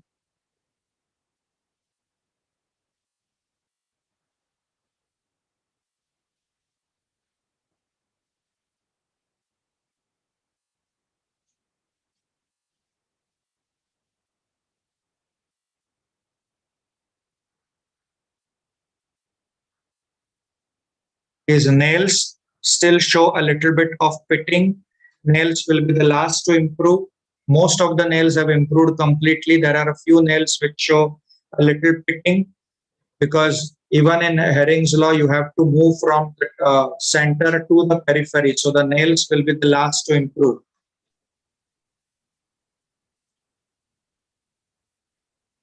More or less, both the palms have improved completely. Now we move on to the soles. And you can see in the soles, the lesions are still seen, but much better than what we saw previously. Now you see these cracks, which are also now improving from center to periphery. The cracks which was under the big toe is much better than this toe, than the third toe, and it is even better than the deepest crack here on the little toe. So here you can see that the Herring's law is so beautiful that it moves not only from above down, from the palms to the soles, but also moves from center to periphery, from the big toe to the lesser toe. This is what the beauty of Herring's law is. It is not a deep crack now, but still a crack to be mentioned. And now what we see is on the scalp,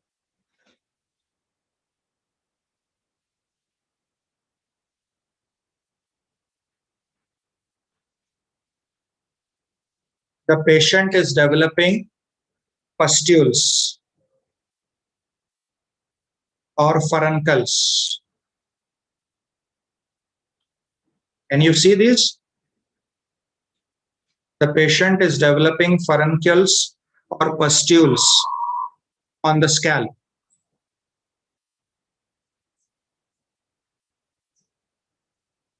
He says that now they are keeping on coming again and again. Now, is this a good sign or a bad sign? No. These are the questions that come to us in our practice. Everything moving very wonderfully, and suddenly there is some development where there are questions which come up, and we don't know whether it is a good sign or a bad sign. Seems something is coming out. I think it should be good. From Okay. inside to outside. Okay. Anyone else? What would you do? A patient is complaining of pustules in the scalp, infection of the scalp. Good sign, bad sign? As from it's affecting from inside, forcing the disease to come out from within. I think it is better. Yes, it is a good sign because it is an infection of the epidermis, and psoriasis is a condition of the dermis.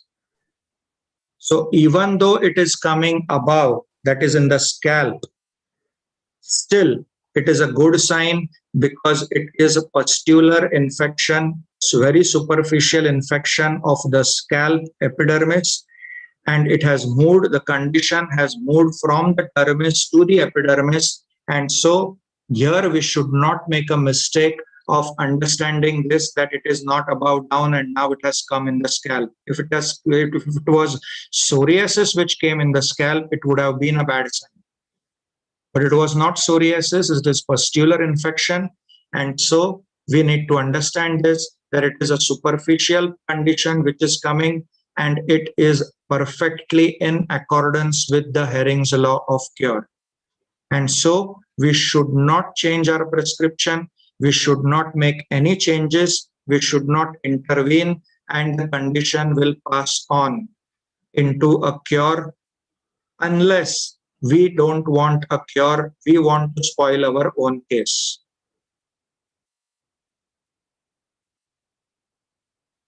Then you see that this has improved. The soul also improves.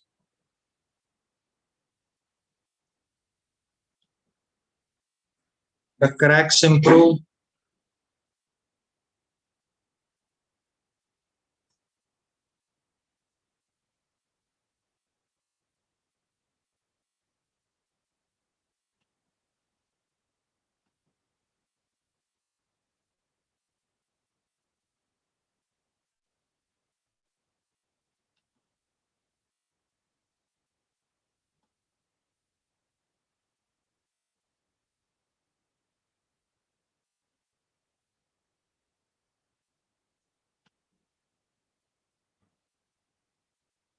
So basically in skin conditions, what we have to look for, especially in cases like those of psoriasis, where the patient has everything, cracks, cuts, scaling, thickening, everything, and he has it all over.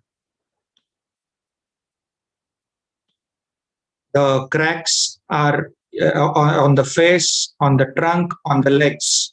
The scales are there on the head, the body or the arms, and the legs. And there is itching on the face, the body, and the legs. Then what we have to understand in Hering's law, and as per miasmatic understanding of Dr. Vijaykar sir, what we have to understand is that all things will not improve from above down. First, miasmatically, the cracks have to improve from above down. The scales have to improve from above down, and then the itching will improve from above down. So you will see that the cracks will improve from above down in this fashion. The cracks are gone, the scaling and the itching remains. Then the scaling improves from above down, and then the itching improves from above down. It is like one miasm after the other keeps on improving, and that is how we need to understand cases of psoriasis, because many a times the patient says that my cracks in the legs have improved, but my psoriatic lesions, plaques on the upper part of the body have increased.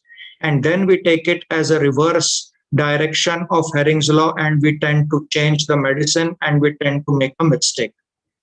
But if we understand it miasmatically, we will understand that the cracks have gone. Now the plaques will improve, plaques will improve from above down. And if we understand this, then only we will understand that the patient will come to us more with more complaints, because the patient will say that now the itching has become unbearable, I can't take it. do something about the itching. And then we say that, oh, general sense of well-being is not there. We make a mistake of changing the remedy where the case is actually improving beautifully from syphilis to psychosis to SORA. And that is why miasmatic understanding of follow-ups is so very important. We need to tell the patient right in the beginning that as your psoriasis improves, as your cuts improve, your scaling may increase. As your scales improve, your itching may increase, and we tend to make the patient ready for what is coming. And if we have told the patient right at the beginning, then the patient is also in the loop that, okay, doctor had told me, so I need to bear with it, otherwise my psoriasis will come back. So if we understand this, we are in a much better position, the patient is in a much better position, and we don't panic and we don't change or spoil our beautifully improving case. So many times homeopaths come to the right remedy, but just for lack of understanding of how to see the follow-up, they make a mistake and end up spoiling their beautiful cases. Asthma to wart. A young boy with severe asthma getting better develops a wart in the scalp. The asthma is now much better and the patient develops a big wart on the scalp. Is it a good sign or a bad sign? One. And second question is that if it is a good sign with this big scalp, wart in the scalp, what do we do? Do we continue with the medicine? Do we change the medicine? Do we repeat the medicine? Do we increase the potency? Or is it a wrong direction altogether? We will see the wart in this child after his asthma is much better. See this. Can you see this wart? It is quite a big cauliflower-like growth that has come up in the scalp. Now, how do we understand this follow-up? A case of asthma getting better. Usually we say that after asthma, it should be eczema that comes back.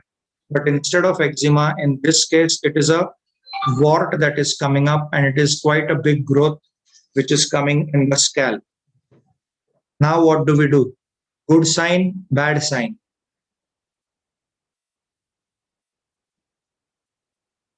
It's a good sign. Okay, it is a good sign. Disease has come from within. Yes, but it is a cauliflower growth and a big wart. So what would you do? If it is a good sign, what would you do? Would you repeat? Would you change? Would you increase the potency, or would you wait? Why to change the potency? It has, the medicine has worked. Okay. Sir, if there is a recurrency of this thing, then this can be sign of the hampered immunity again. If it is a recurrence of? I did not get you. It is if it is a recurrence of what? This wart, then it can Yes. be an example of an hampered immunity, which can be much more syphilitic than this also. Okay. So would you like to change or would you like to continue with the remedy?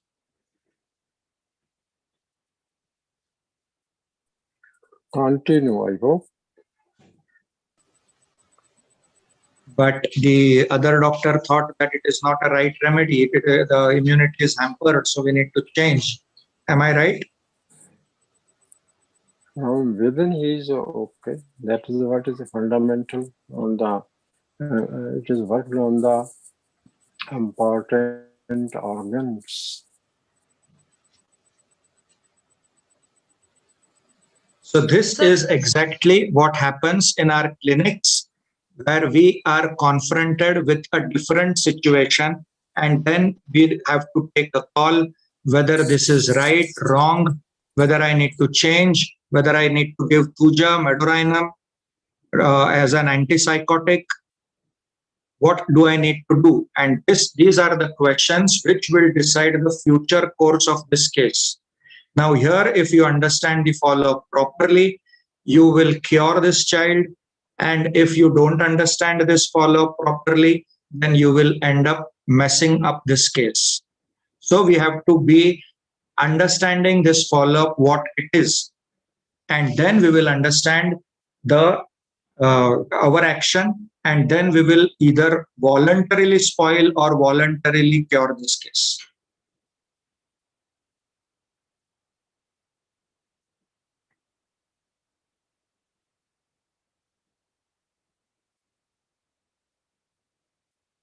So now in this case, because this is a Zoom and a webinar, it is very less enjoyable for a speaker, where you can't see the audience, you can't interact very regularly like you otherwise would love to. So I have to go on that this patient, when he came to me with this wart, I asked him whether you ever had a wart before. And he said, yes, I had a similar wart in the same place in my childhood before this asthma developed, which was removed. Now our understanding changes. Yes, sir, it is reversal of symptoms. Yes, but why wart and why not eczema? This is also another understanding, and this understanding we will come to know if we understand Allen's chronic miasms, wherein he writes that asthma is also of 2 to 3 types. One is a psoric asthma and one is a psychotic asthma. In psoric asthma, it will be eczema which comes on the skin, and in psychotic eczema, the warts will come on the skin and they should be allowed to come and pass off. Now, in this case, this patient has again come back with the original complaint of wart. It was a psychotic eczema, asthma, which has given rise to a wart. And now, to treat this wart, do I need to intervene? Now that we are sure that the remedy is right, do I need to give a dose here? Do I need to increase the potency, or do I need to wait? Wait, sir. This becomes the next question. Wait and watch. Wait. So, as per all your consideration, I decide to wait. I say that, okay, we wait because the remedy is right. Yes, psychotic asthma is much better. He is off his inhalers and off his bronchodilators for good. This wart has come back, which was an original complaint. Now that wart is coming up, I just keep a monitor check on this wart and ask him to come regularly to the clinic. And then let's see what happens. So these are the questions that need to come to our mind. And if we understand our follow-up well, our miasms well, our Herring's law well, then we will not make mistake and spoil our cases.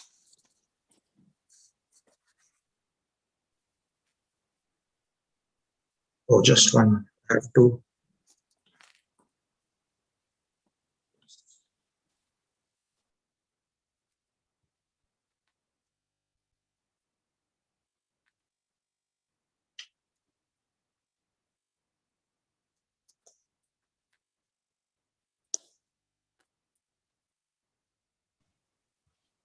Sir, you are mute, sir. Sorry. Now can you hear me?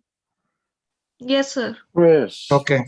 So you can see now that the wart, by just waiting, not even prescribing anything, just improves on Saclac, on placebo. Doctor, can you hear me, please? Hello, Doctor. Yes. You can hear me? Yes, we can hear you. Oh, thank you, Doctor. So this child gets completely cured without any medicine, further medicine, because we have understood that this is the right direction, and a wart can also improve on placebo if it is in the curative process. At the level of mind, how does the mind improve miasmatically in certain cases? So how does the mind improve? I have two beautiful experiences from my early days of practice, which taught me how the patients improve mentally from syphilis to psychosis. One of the patients who came to me for his treatment of his violent anger. He had tremendous violent anger, so much that he just could not control himself, and he would bash up the opposite person, and he would hit him so hard that the person would drop down on the floor and would not get up. So bad was his anger. And why he wanted to treat himself for his anger is because he was in love with a girl. He said, this girl is extremely good natured and she is the perfect match for me. I really love her. But in my anger, I sometimes slap her so hard that she falls on the floor, which I feel very, very bad for. Such was his anger. Whatever remedy I gave him is not important here. What is important here is how does this patient improve after the remedy? He said that whenever anybody confronts me, anybody does some mischief with me, or anybody contradicts me, I just raise my hand and bash him up. But I don't feel bad for that person because that person has confronted me. But I feel bad for this girl because she is an extremely good-natured girl, and I just can't tolerate her talking to anybody. And so I hit her, which I don't want. After the remedy, he improved beautifully in his physical complaints, which was warts, bleeding warts around his scrotum and on the thighs. And all these improved. But I wanted to know how he has improved mentally. I asked him, how are you mentally? He said, now am I much better. My anger is under control. For the last 1 month, I have not hit my girlfriend, fiance, and so I'm extremely happy. I said, then what do? Do you not get anger anymore or what? Because a sudden change in nature is also not a good sign. A person cannot suddenly change from being so violent to suddenly becoming a saint. That is also a bad sign of suppression. And so I wanted to be sure what exactly has happened to his anger. So what he told me was that I will explain to you giving an example. When I landed on the station to come to my sister's place, my sister's place was around 20-25 minutes walk. And there was this auto rickshaw or a taxi driver who was after me to take me to the destination place. And he told me that I will take 20 rupees from you to reach that distance, which on an average at that time, it was costing 10 rupees. He said that the cost is 10 rupees, so why should I give you 20 rupees? And he said, no, it is 20 rupees. Okay, I will take you there in 10 rupees. And so he said, okay, I sat in the rickshaw. After reaching a certain distance, half the distance, the rickshawala said that, okay, this is where I drop you for 10 rupees. I cannot take you the entire distance for 10 rupees. He said that if somebody had done this to me earlier, I would have bashed up that fellow badly. But this time, I had changed. I had tremendous anger in my mind, but I told him, okay, I will pay you 20 rupees, reach me there to my destination. Once we reached to my destination, I just took out 10 rupee note from my pocket, gave it in his hand and just walked away. And this person was shouting and abusing me in the back of my, at the back of me. And I was smiling and saying, wow, what a wonderful way to take revenge. This is much better than hitting any person. So this is what we need to understand, what a homeopathic remedy does. This is the beauty of homeopathy when Hahnemann says it is gentle, rapid, and permanent. So the miasm has shifted from syphilis to psychosis. He has become more deceitful, tactful in his anger. He has taken the revenge, but in a tactful manner, and now he is more at peace. This is the shift from syphilis to psychosis, and then we can be sure that yes, physically also he has gone from syphilis to psychosis and now moving towards Sora. And the same way, mentally he has to move from syphilis to psychosis to Sora. Another patient of very bad psoriasis, gone into despair of life with psoriasis, extreme despair. He says that I just don't want to live. I want to commit suicide. If you can help me, fine. If you can't, then I just want to commit suicide. I don't want to tell it to my parents because they will get scared, but I'm telling you my mental position. When he got the remedy and he started getting better, he started complaining to the assistant doctors and to the staff that this doctor is not curing me fast enough because he wants to earn money from me. He wants me to prolong the treatment. I stay with him longer so that he can earn money. Is this a good sign or a bad sign? Good sign. This is an extremely good sign because now this person who was in despair of his life, going into suicidal tendency, now is more concerned about his money, about him getting better much faster. Now he is starting to suspect the same doctor who has brought him out of despair. This is psychosis. So instead of us getting irritated and angry on this person, if we understand this mathematically, our anger will also reduce. Even if he is accusing us of wrongdoings, we understand that he is coming from syphilis to psychosis, and it is a good sign that now he will now start valuing life more and money less. And slowly he moved towards Sora and he got better and better. So this is how the beauty of understanding miasms, even at the mental level, will help us in understanding our follow-ups. And this is what we have to see and not get irritated when patient starts complaining of us. They are coming from syphilis to psychosis. They are now suspecting you and accusing you, but they are coming into psychosis. Slowly they will move into Sora and again they will start praising you. Of course, in psychosis, patients praise you for their own benefit also. That is another side of psychosis. Now, if we see ulcerative colitis, how does ulcerative colitis improve? We will see a few symptoms.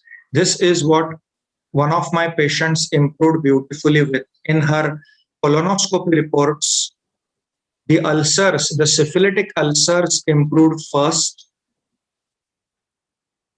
and the bleeding reduced and it stopped. Earlier, the entire colon was covered with skip lesions and ulcerations. Then after the patient got better, the bleeding reduced. The doctors advised her that you are taking homeopathy. Homeopathy has no cure for ulcerative colitis. Better get your colonoscopy done again and see what is actually happening inside of you. So when they did a colonoscopy the second time, they found no skip lesions, no skip ulcers.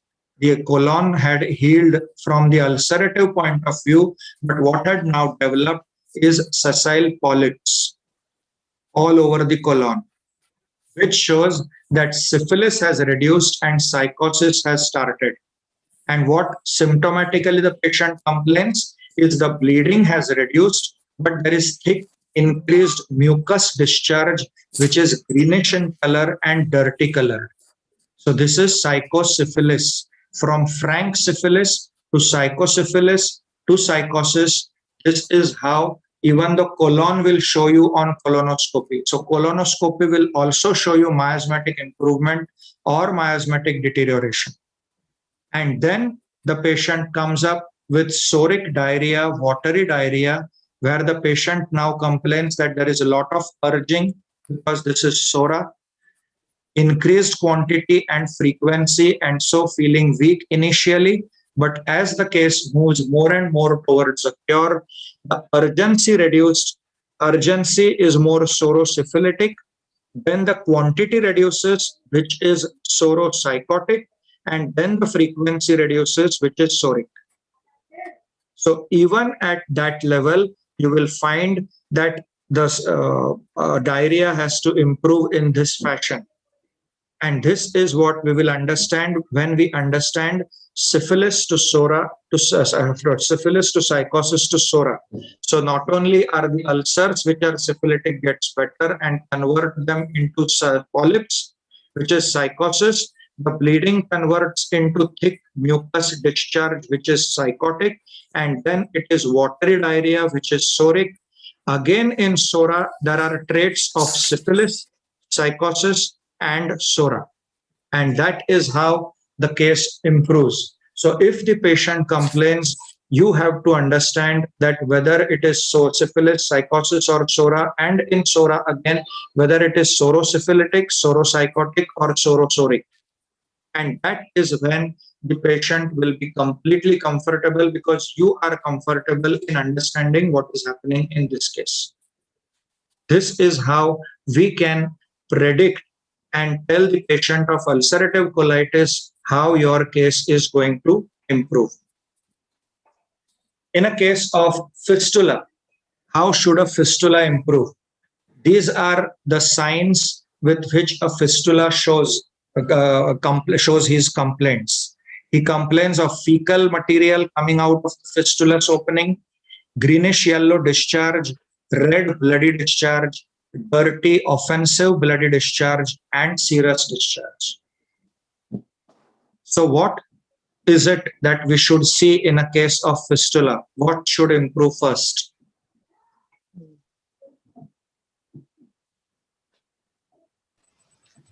The dirty offensive bloody discharge. Dirty offensive bloody discharge should improve first. Why? Because it is syphilitic. Because it is syphilitic. Okay. Then what? If the dirty offensive bloody discharge improves, then what? Next. Greenish yellow should reduce. Greenish yellow should improve next. Okay. Why greenish yellow should improve next? The discharge is more psychotic. Okay. So dirty offensive bloody discharge is syphilitic, that improves, and psychosis should improve, that is greenish yellow discharge should improve. Next. Next, the red bloody discharge. Next, the red bloody discharge should improve.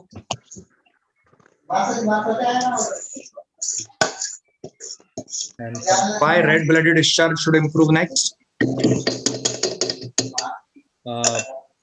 More syphilitic type precedes the serous discharge. Okay. But syphilis should improve before the greenish yellow discharge, right? Yes. So red bloody discharge should have improved before the greenish yellow discharge. Yes. First, red bloody discharge should improve. Red bloody discharge should stop first. Then bloody I hope. discharge, then dirty bloody, then greenish, and then serous. And what about the feces? Feces, somebody has written in the chat, should go first. Why? Why feces should go first?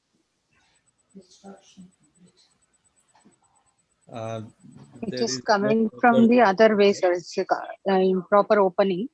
So the feces is coming from the opening of the fistula in another other way. That means it is syphilitic. So absolutely first it should correct. Come down. Absolutely correct. Feces means that the opening is on both the sides and opening into the colon or the rectum. which means that that is the first thing that should improve, because still the feces are coming. That means the opening hasn't closed. So the first thing that should improve is the feces. Once the feces improve, that means the opening is closed. Now the fistula has got converted into a sinus. Once the sinus, we have been able to convert the fistula into a sinus. Now what should improve is dirty, offensive, bloody discharge, because it is psychosyphilis. Feces is syphilis, total syphilis. Dirty, offensive, bloody discharge is psychosyphilis. Then what should improve is greenish yellow discharge, because it is psychosis. After the greenish yellow discharge, it should be red bloody discharge, because red bloody discharge initially will mean that it is healthy granulation tissue that is developing. So it is not syphilis, but it is sora. And that is why from syphilis, psychosyphilis, then psychosis, and then the red bloody discharge should come for a few days, because it is a sign of red blood granulation tissue developing. And then the red bloody discharge stops and the patient continues to have serous discharge. And as the fistula and the sinus keeps on healing, finally the serous discharge also stops, and then it permanently heals. This is how we can understand the improvement of fistula. And if we don't understand this, and if we allow the feces to keep coming, thinking that the offensive discharge is better, then we are not understanding the follow-up in the right direction. We have missed the bus, and we will keep on treating the patient with the same remedy, which is not the right remedy. This is how we need to understand our follow-ups, and then there will not be any confusion about what should improve first. And then very early in the follow-up, we understand whether we are on the right track or the wrong track.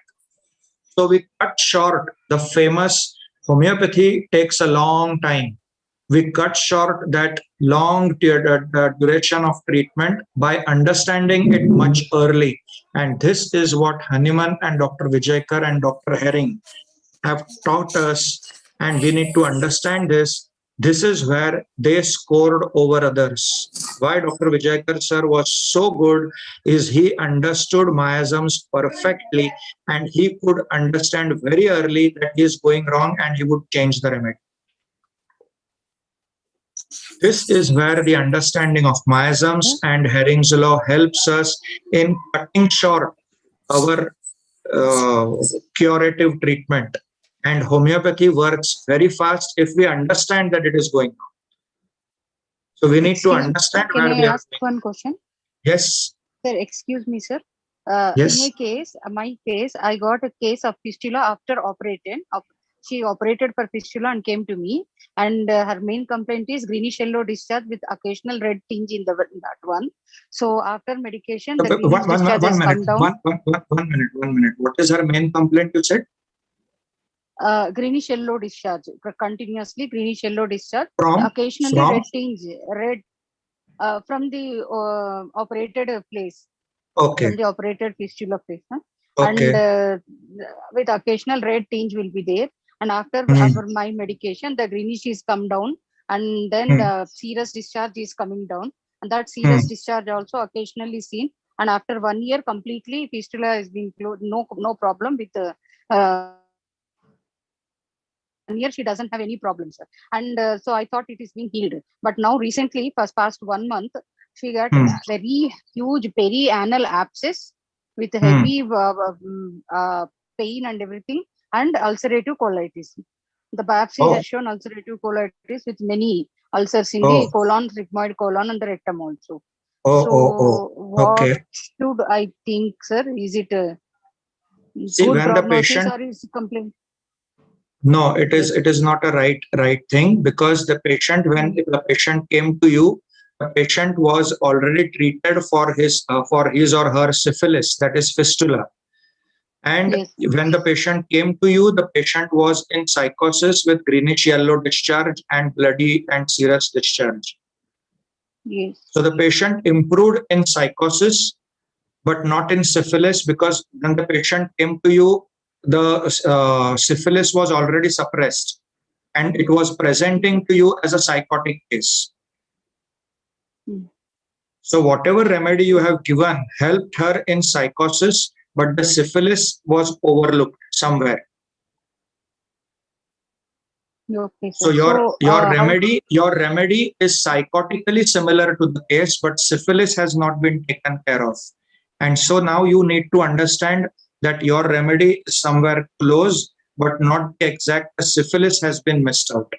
So try to find out syphilis in this case from the childhood till now. What are the syphilitic traits mentally and physically? And if you concentrate on that, then you will find the new remedy coming extremely close to the remedy that you have given, but much more deeper and much more syphilitic. Okay. Okay. Okay, sir. Thank you. Thank you so much. Yeah. So now a case of pilonidal sinus. You can see this case of pilonidal sinus, and as the case improves, you can see the healing that is happening, and the sinus has healed. The whole has healed, but the lesion still remains. So now this has to move from within out. It has to keep coming up. But it was a deep track, and we need to know what is happening to the track. Just like in your case just now that you mentioned, it is also possible that the sinus is just healing on the surface, whereas the track, the fistulous track or the sinus track inside remains as it was. And so we feel that the patient has improved, but the track inside remains and keeps on opening back again. So now this case, you can see the pilonidal sinus has healed internally and the wound has still to heal, but he keeps on improving and completely the wound is also healed. But we also need to find out what happens to the tract inside. The tract inside will show on MRI. If we compare the two MRIs, you will find that in this MRI, you will find that the tract was going up to the periosteum in the coccyx, very close to the periosteum in the coccyx, with lot of tracts and ramifications to the sinus. Now, in the next MRI, you will find that they say that the ramifications have significantly reduced in thickness, reduced in size and depth, which means that the sinus is not only getting closed from above, but also the tract is getting healed from inside, going away from the periosteum and getting healed. The ramifications are now getting better. And so we know that yes, the patient is improving, not only from outside, but also from inside. And then we have a complete cure. These are the two reports that we can see, where we find ramifications extending to the skin, and these tracts posterior to the sacrococcygeal region may represent a collapsed abscess cavity, perilesional inflammation reaching till the periosteum of the S5 and upper coccygeal vertebrae. But here you will find that the tracts have reduced, the inflammation in the adjacent subcutaneous tissues has improved, and on the surface, we are there to observe it on the surface itself. So we are sure that the tract is healing from inside out, and this will not recur again because this is a permanent cure.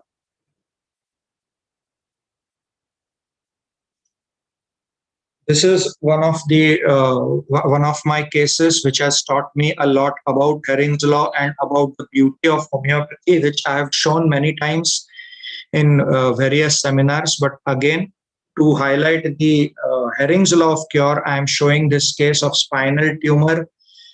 This boy got operated 2 major spinal surgeries, but after 2 major spinal surgeries developed paraplegia, came to us, gave 1 dose of the similimum, and you will see what happens. This is the lesion that he had, a large oblong shape, homogeneous altered signal intensity, from D1 to D7. So it was a large tumor, an extradural arachnoid cyst, which was removed. Still the patient got worse. Then they diagnosed it as pseudomeningocele. Another surgery was done, but still the patient did not improve. It was a failed surgery and complete paraplegic. The patient became a complete paraplegic. Now, what is important, why I am showing this case again here, as I have told you, I have already shown this case many times before, but what is important here is to see the effect of a single dose, what happens as compared to two major spinal surgeries. So the comparison between the two systems, what two major spinal surgeries could not do and what a single dose of our remedy can do. I will just show you how he was lifted and taken.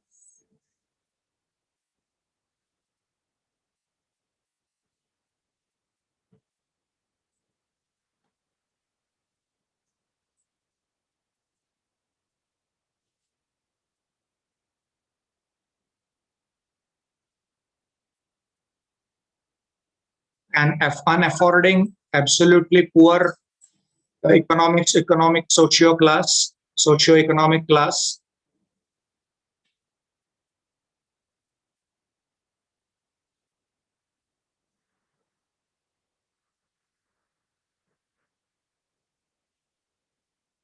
Case referred by a neurosurgeon to homeopathy because after two failed surgeries, they had no choice.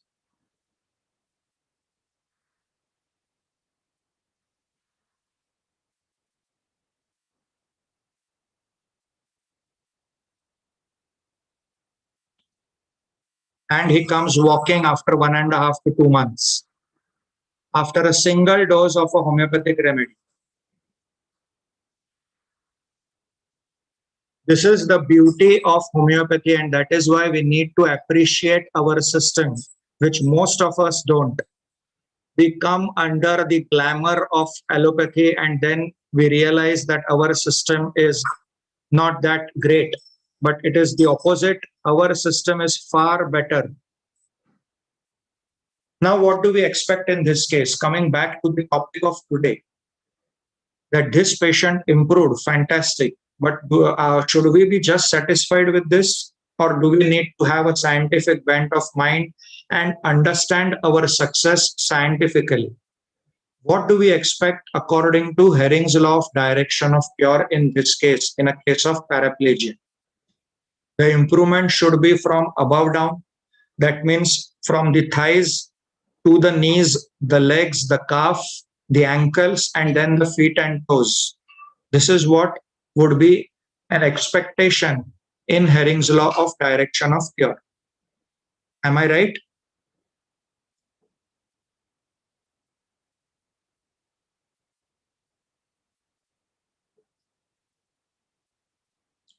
Everybody is thinking, think, very good. That is good for us, because I also was thinking a lot that this is what I was expecting in this case, that the law of direction of cure tells me that first the hips, the thighs, sorry, the hips, the thighs, the knees, the calf, the peroneal muscles, then the ankle movement, then the foot, and then the toes should improve. But what happens here?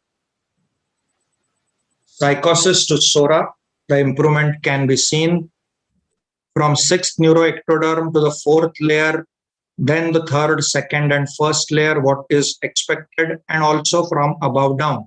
This is what my expectation was in this case. Now, what actually happened? In a week's time, the toes started moving, and then the limbs started moving anti-gravity. Is it a good sign or a bad sign? Is it according to Herring's law or is it not? In a completely paraplegic individual, will we allow Herring's law or will we overlook Herring's law? Okay, red toes, at least the toes are moving, at least the feet are moving. Why should we change? If it is not according to Herring's law, we should allow because the patient is improving. But this is the observation that the patient had, that the toes started moving first, then the limbs started moving anti-gravity. Is it a right thing or a wrong thing? Right. Why But right? because the whole nerve system has started working.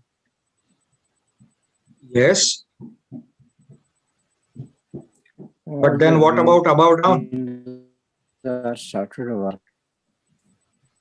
I think it is more related to See, the system. you can't move the whole weight in the beginning. Important organs to less important. Slightly, the nerve system started working. It is your feeling on the toes. It is indication that it has started working. Okay. Anyone else?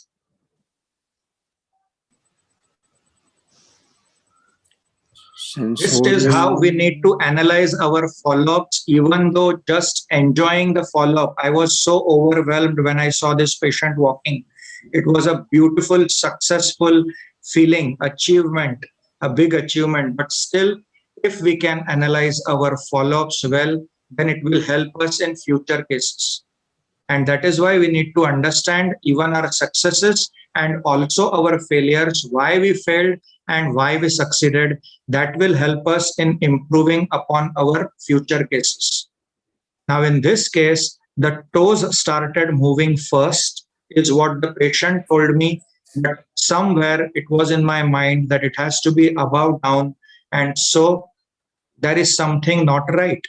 So I asked the patient, did you have any movement in your hips, thighs, legs, anywhere, or was it directly the toes that started moving?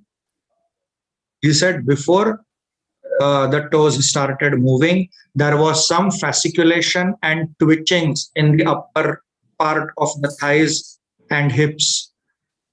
This tells me that yes, the movement did start in the upper part, and then the toes started moving, as just now the senior homeopathic doctor, I think Dr. Avtar Singh ji, said that it is a good sign because the toes started moving, but the toes started moving because the body cannot move the major bulk of muscles of the thighs and legs. The toes are the lightest, and that is why actual movement was first seen in the toes, but the movement had already started in the form of fasciculations and twitchings in the thighs and hips. So now I am happy that, okay, everything is just perfect and this patient is going to get completely cured. So a single dose versus two major spinal surgeries.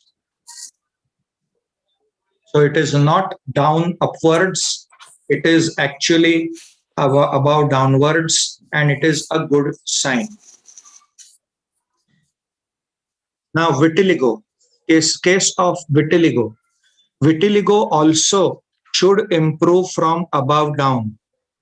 As we will see in this case, 70-80% vitiligo child improving over the last 7 to 8 years. We have not still reached a complete cure in this case, but we can see the direction of improvement in this child.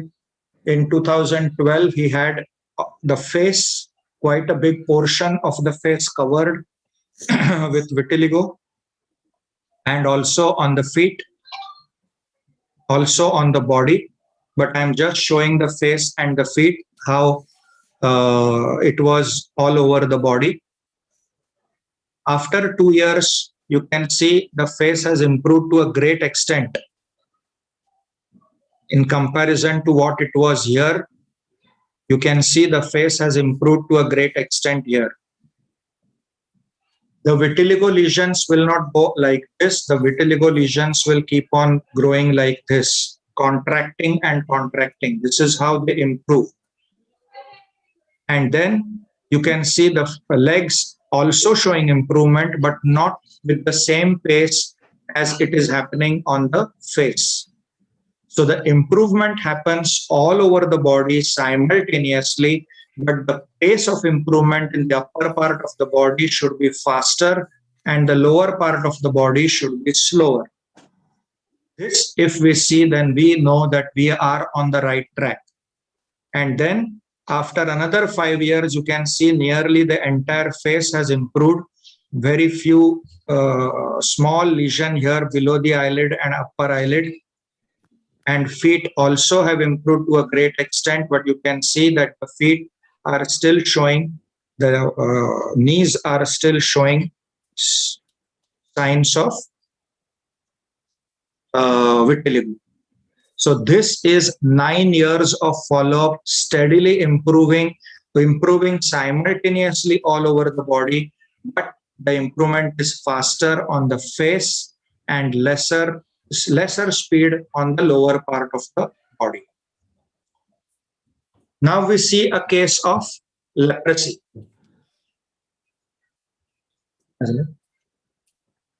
So it is 10 minutes to 10 here. Now in a case of leprosy, how does a case of leprosy improve?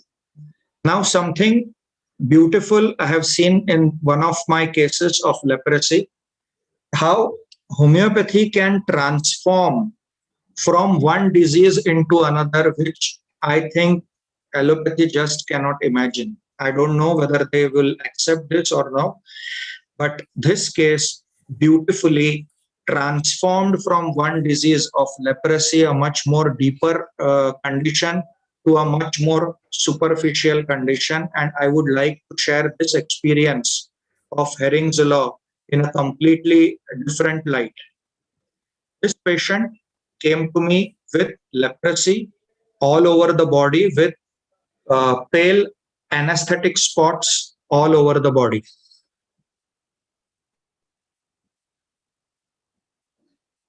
You can see these pale spots all over here. Yes, the pale spots. You can see this clearly, much more clearly on the abdomen. Yes. All these are leprous spots on the hands, on the arms, on the abdomen, on the legs.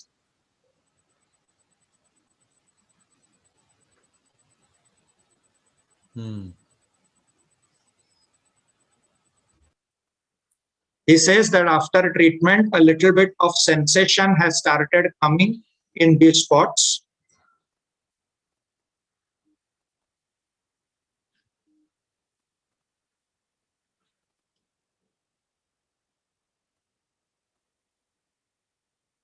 This is the same. You can see this getting converted into eczematous patches. The same patches which were pale spots, anesthetic spots with sensation coming first, and then the same spots getting converted into dry eczematous patches. A transformation from leprosy into scabetic or eczematous eruptions. The relation that Hahnemann got between scabies and leprosy in Sora, the same we can see in this condition, which was amazing revelation for me.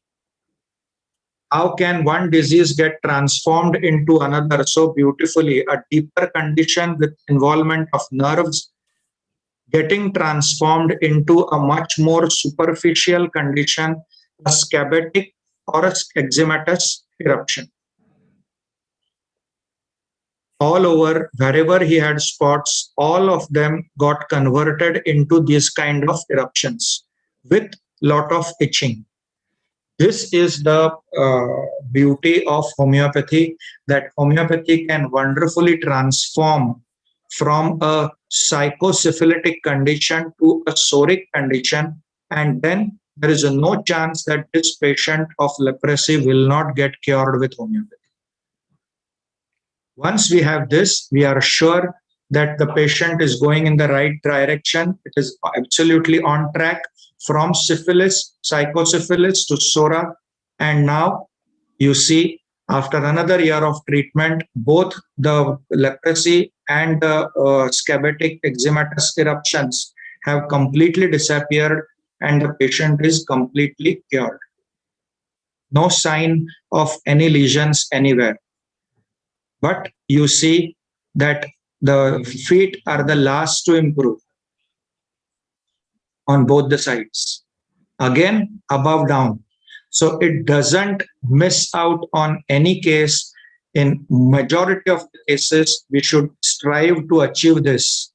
If we strive to achieve this in most of the cases, then we are sure that we are on the right track, and homeopathy does not disappoint you if you make the efforts to achieve the best.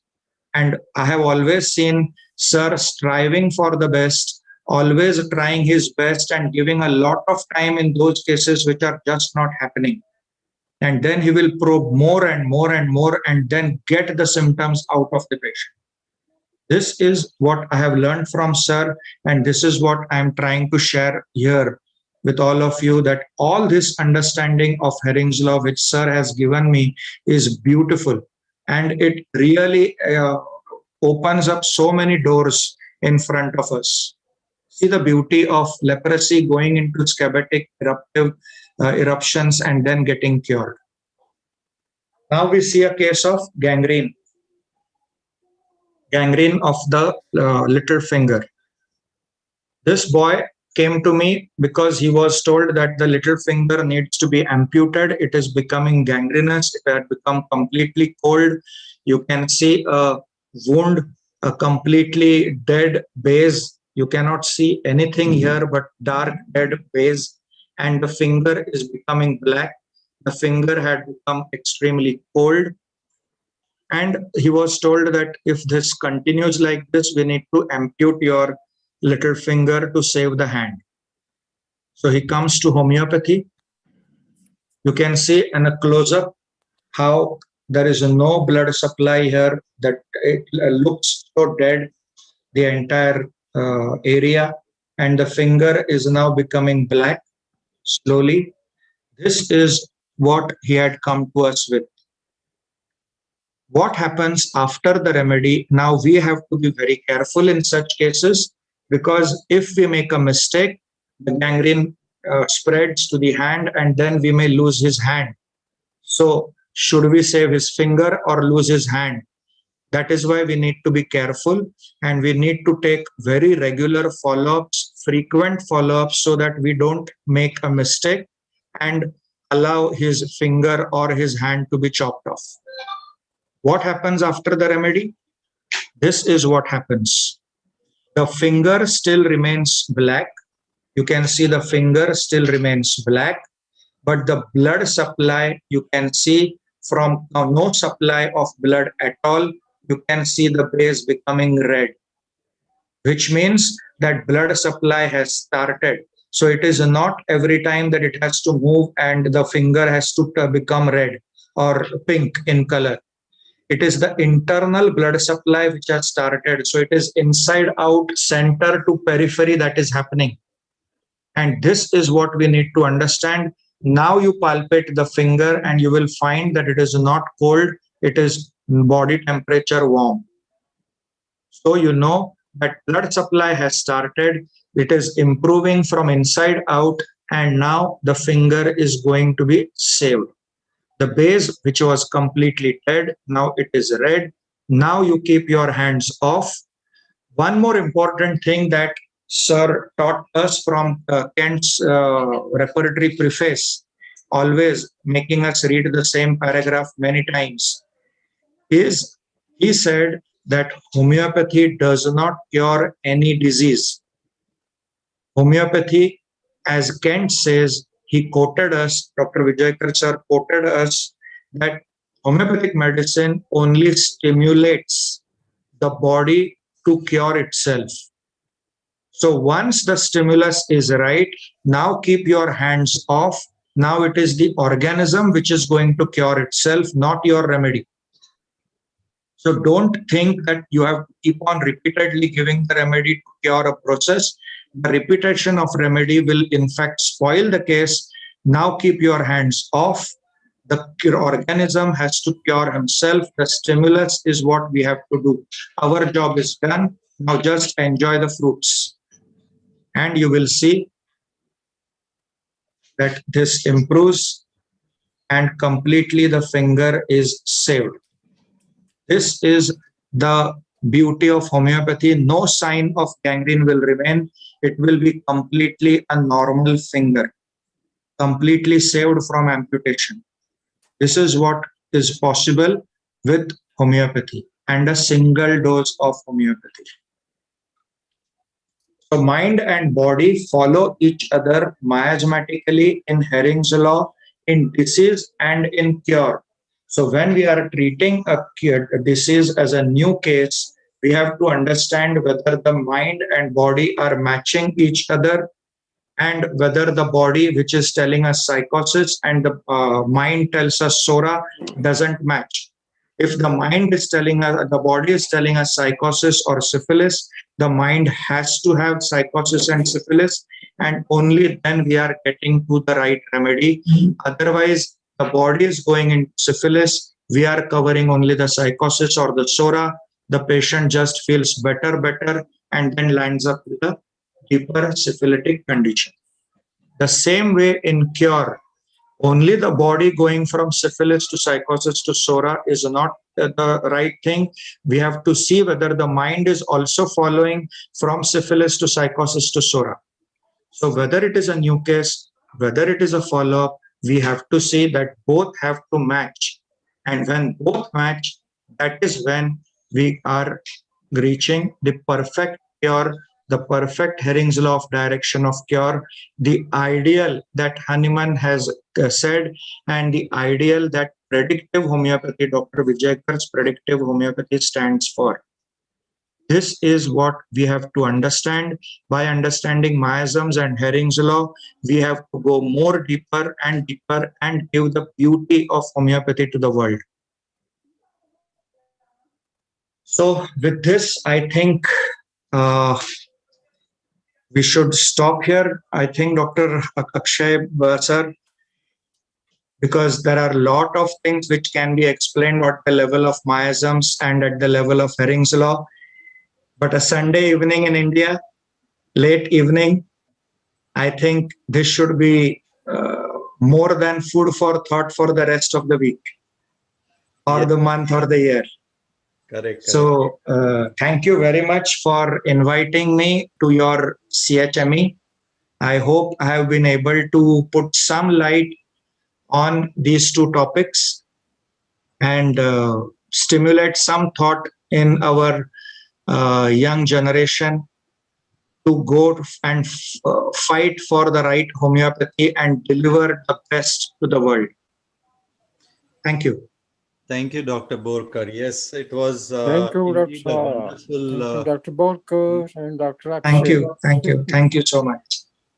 Yeah, so it was indeed very nice and something to look forward to, because as Dr. Prafull Thank you, Vijaykar. Dr. Akshay and Dr. Borkar. Thank you so much. You're All welcome. kind of efforts. Thank you, sir. Thank you, sir. And so, like you Sir, rightly said, that it is mostly the follow-ups that is very important. Once we take the case, then it is the primary work is done. But most of the thing, the final curative thing happens with the follow-up. So very, very thank you to you. I will invite our senior homeopath here in Canada, Dr. Gurudat Vaid. Dr. Vaid, if you can unmute yourself, we would like to hear from you. Excuse me, sir. Yes. Sir, Hello. if you can, Yes, if you can take one or two doubts. Do you have any questions? Yes, Dr. Borkar. Yes, sir. We had some questions in the chat box here. Yes. Read out some questions so that there is one question. Can I ask? Have you written in? Can I ask one question? No, sir, I didn't return the chat box. Can I ask one question, Yes, sir? yes, please ask. Yes, sir. I have a case, sir. Like it is a palmoplantar psoriasis and the hypothyroidism.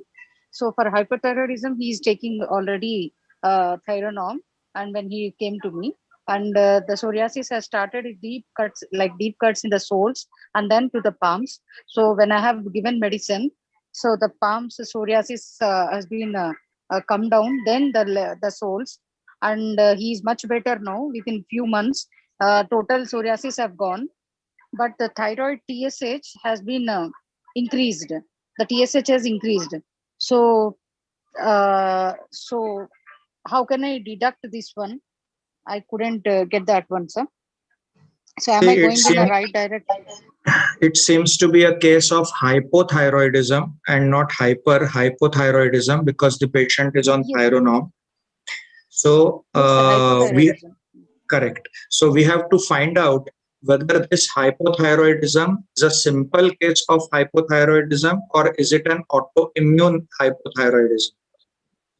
If it is a autoimmune hypothyroidism with autoantibodies, AMA and anti-TG antibodies, if these are high, then we have to find out a deeper remedy, and it may not be the right remedy. But if it is purely functional hypothyroidism, then your remedy is right and the patient has gone into sauropsychosis of hypothyroidism, whereas the syphilis has reduced. But we have to first rule out. Yes, sir. He has anti-TPO antibodies very high, very high. Correct. But very high. That means that also has come down before past also, sir. When he came to me, the anti-TPO antibodies are 400, but the TSH is normal. And after this medication, the TSH has gone to some 9 or 10, but the anti-TPO antibodies became 200, from 400 to 200, and the psoriasis is also been relieved. Okay, but is the psoriasis completely cured? 90% has gone, sir. Only 1 or 2 patches in the soles, a little cuts, little patches or these are not cuts. Okay, so what I would expect in this case, if the remedy is right, is the autoantibodies should reduce because autoimmunity is definitely syphilitic and towards self. So that has to definitely reduce further, and the cracks in psoriasis should improve. But after that, the hypothyroidism may remain in that range because the range is not very high. It is only 9 or 10. But then the scaling and the hypothyroidism should start reducing together because it is sauropsychotic. So psychosis will start reducing together. And then finally the hypothyroidism will become normal, and then the psoriasis itching will completely become normal. So it has to be syphilis at the thyroid, which gets better, syphilis at the skin, which gets better, then psychosis at the thyroid level, which gets better, and then psychosis at skin level gets better, and then psora at thyroid level and psora at psoriasis level getting better. So here that means, you are close. You are close. Either the remedy is right, but the potency is wrong. You can try giving a very high potency to this person and then check out whether this case improves or at the level of autoantibodies. If not, you are very close, but a little bit of syphilis needs to be probed more. That means we need not give any anti-miasmatic remedies, sir, yeah, for the syphilis or the constitutional always has to cover the miasm, so you don't have to give anything anti-miasmatic separately. Oh, okay, sir. Okay, sir. Thank you, sir. One more case, sir, please. One more case, that is hidradenitis suppurativa. It's an autoimmune disease, and it is a very rare condition. So I have taken that constitutionally, and he had been suffering past 7 to 10 years with that one. He tried everything allopathy, then he came to homeopathy. So I have given Staphysagrina 200, and the case has improved very much. Past 3 years, he did not have any repetitions, and her mental condition is also, his mental condition also a little bit better, but he is having continuous emotional stress at home. Even then, he did not get, sir. Once or twice he get little aggravation. He did not get anything regarding hidradenitis. So am I going in the right direction? I need to wait, or I need to intervene with any anti-miasmatic higher potency or something like that? No anti-miasmatic. If your remedy is right, wait, but you can repeat whenever the person goes down. But the person should not keep on going down with every emotional thing. If he is keeping on going down every time, then it is not a right thing. His emotional standing also should improve. Oh, okay, sir. Okay. That is being improved, but he had really had some very good problem at home. So No, if that's there are at big that time problems, only. then big problems will have reactions. So that is not unnatural at all. That is quite natural. Yes. Yes, sir. So and one more case of hidradenitis, I have given similarly a constitutional prescription, but she had pylonidal sinus also, operated in her childhood only, and she doesn't have any other MRIs or any other information of that sinus, pylonidal sinus. Now she is not suffering with that one, but after my medication for this hydradenitis, her she got very big abscesses out, and that pus has to be tested for tuberculosis positive, sir. So, how could I deduce this one, deduct this one? Yeah, an autoimmune condition improving and developing into tuberculosis is not a bad sign. But that tuberculosis, if it is a cold abscess, then it is a psychosyphilitic condition. And so we need to be extremely careful, because if it is cold abscess, then it is definitely something that we need to work on, and a deeper remedy needs to be addressed. Oh, okay, sir. Okay, sir. Okay, sir. Thank you so much, sir. Thank you so much. Yeah. There is a Sir, I also want to ask one question about Herring's law of cure. Sir, there is one patient who is in depression for like 10 years. And since 2-3 years, he is having that psoriasis patches on his scalp and body. So when I started the treatment, his mind condition is getting better. So, sir, is it a good sign? Because like mind should be better first from deeper to less important organ, or because the psoriasis came late, so first psoriasis should go and then mind? No. Definitely depression, because depression has to do with love for life. If his love for life is back, then definitely he is on a right track. But the psoriasis should not be an ugly psoriasis. It should not be a bad psoriasis which comes, because syphilis should not be exhibited. It has to go into psychosis. Initially, it may be an ugly psoriasis for a short time. It should get converted into a psychotic psoriasis with scales, and then both should improve. Okay, sir. Okay, sir. So, thank you so much, sir. Thank you so much. South wala to પણ એની માને ગમે તે કરીને તો એની ગાણ મારને.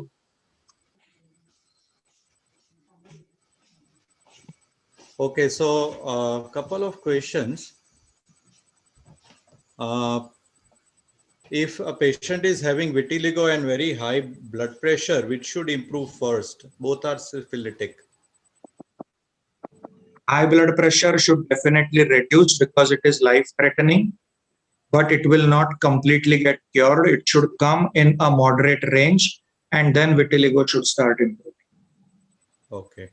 Because vitiligo has to do with the destruction of the melanin. So that is syphilitic, but first the high blood pressure should come down into a psychotic level with moderate blood pressure. Okay. In case of alopecia totalis and vitiligo, both are syphilitic. How to make a judgment? Alopecia totalis should improve first, but the improvement should be from the eyelashes, because eyelashes are first. Even though they are lower than the scalp, eyelashes are the defense mechanism protecting the eye. So eyelashes should improve first, then the eyebrows and the scalp, and then alopecia. Both should improve together with vitiligo. Because vitiligo overall is also a defense mechanism protecting the skin from the sun rays. But first, the eyelashes. Okay.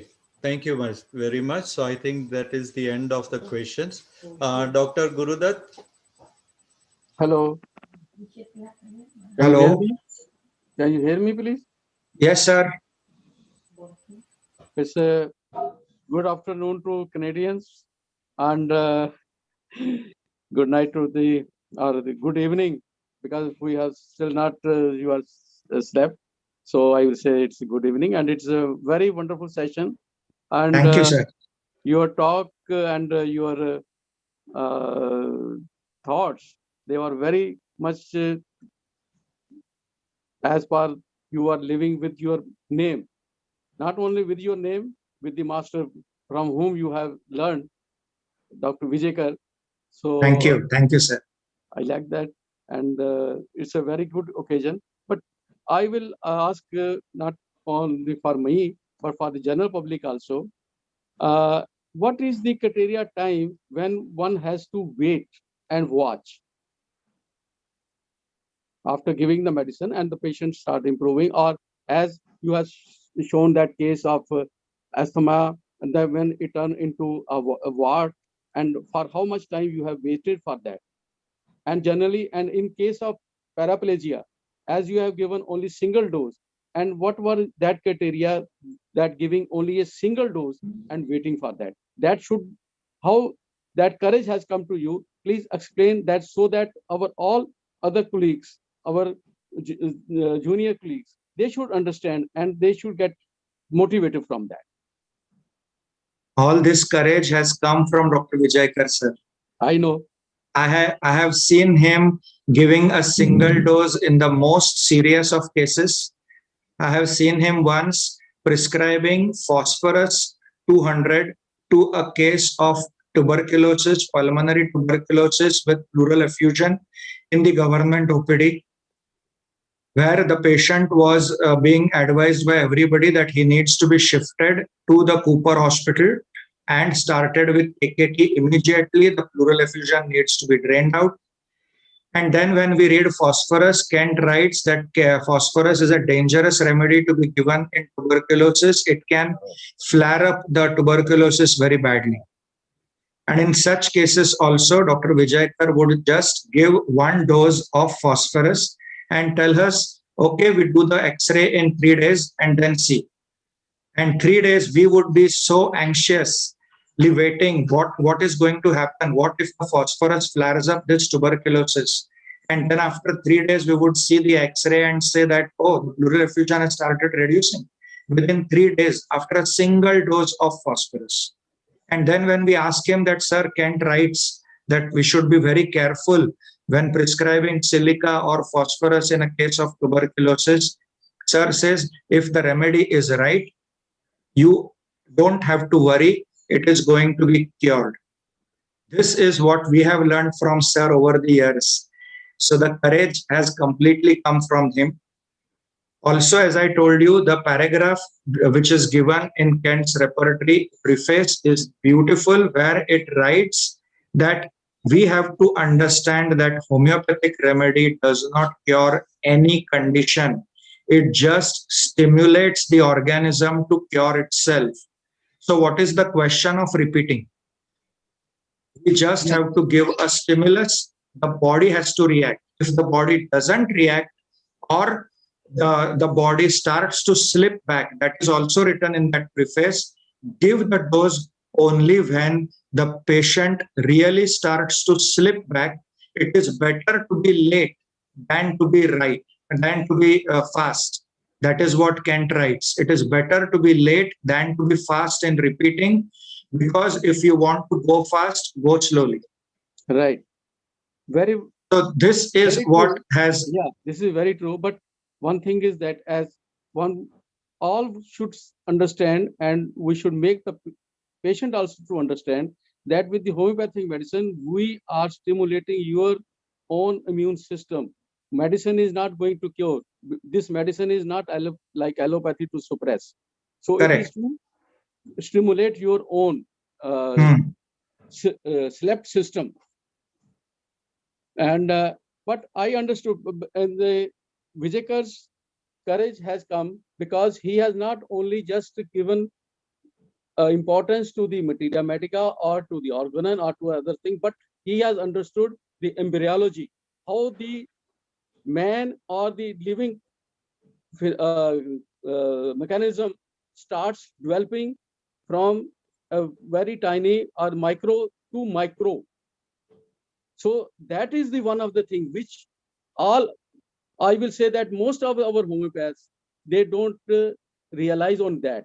That's why Vijaykar was very successful in treating all type of very serious disease. As you are talking about that infusion. What is infusion? We have to understand that when phosphorus is to be given and when it should not be given.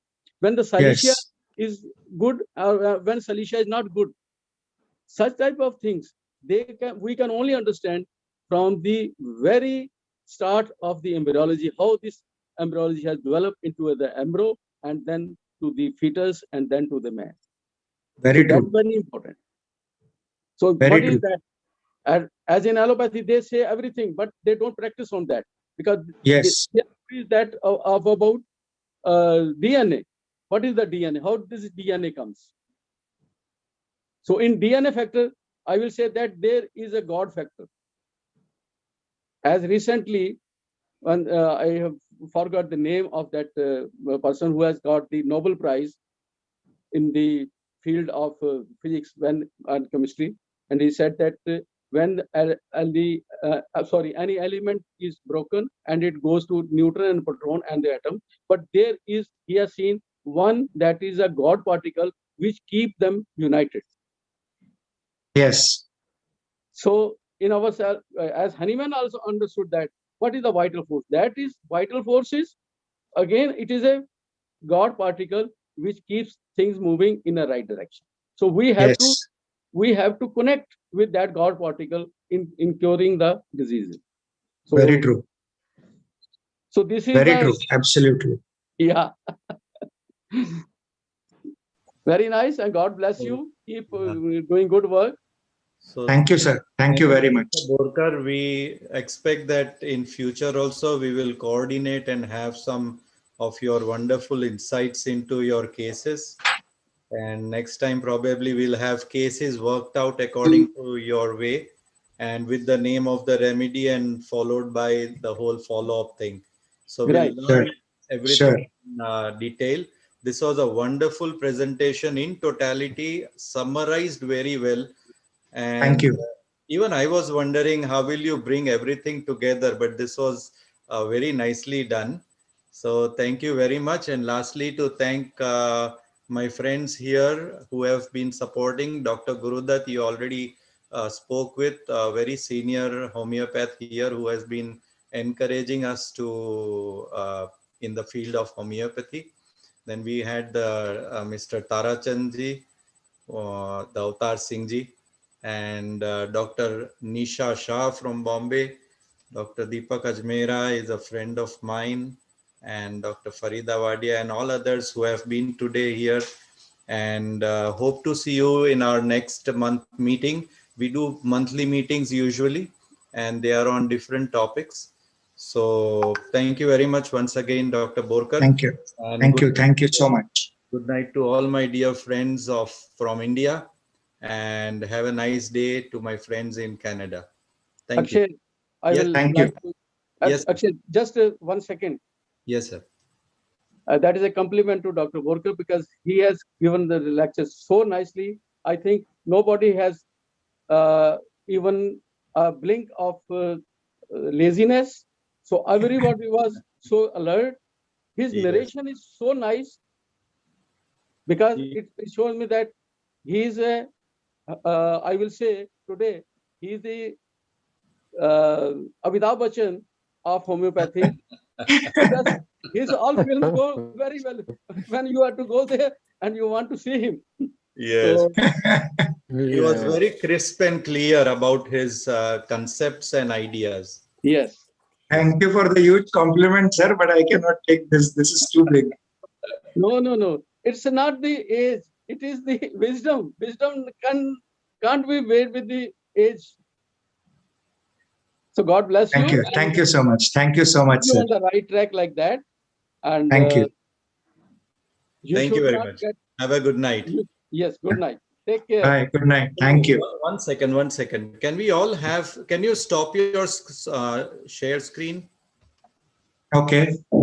I would like to have, if you can, everybody, if you are available and can on your videos. I see some of my friends whom I did not speak about, Dr. Deepak Vyas, Dr. Yukta Lalji, Dr. Daliwal. So I will take a picture so that we can, how do you take a screenshot? Janu, if you can help me. Please bear with me for a minute. Nice idea. Yes, so that we can post it on our page. This one. One second. Okay. Or Windows key and Alt key at the same time. Where's the Windows? Oh, no. No. Go back. I've taken one clip. Windows. Have you? Ow. Yes, yes. Wonderful. So can you send it to me later? I think it has. Yes, sir. Okay, perfect. Thank you very much. So I'm sorry. Thank you, Nisha. And good night to everybody. Bye-bye. Good night. Thank you. Bye. Thank you very much. Doctor. Bye. Thank you so much. Thank you, Akshay bhai. Doctor, Thank so you. nice as well. Telling you have given us such a way. Yes, it was Everything has gone over in mind, you know. Dr. Borkar was And to very nice. left us and just to Wonderful. think on that. You So have much not clarity given of any thoughts and prescription concept. or remedy. That's better. Yeah. Big thanks Thank you to so Dr. much. Akshay who has arranged To this. see you all, doctor. How are you? Good, good. गोरे बड़े फिरते हो. And great thanks to So Neena nice ji, to see who you. is So allowing nice to see you. Akshay to. Yes. A big thank to Dr. Neena. She is allowing me to do all these things. Yes. Rightly said. Chaliye, have a nice Okay, day. God bless you all. Enjoy the Sunday. And yeah, enjoy your lunch.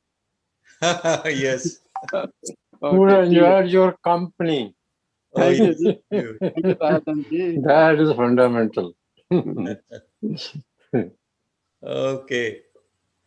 Okay, you say you so much. Again, try to have in the near future his meeting whenever Yes. possible. Okay.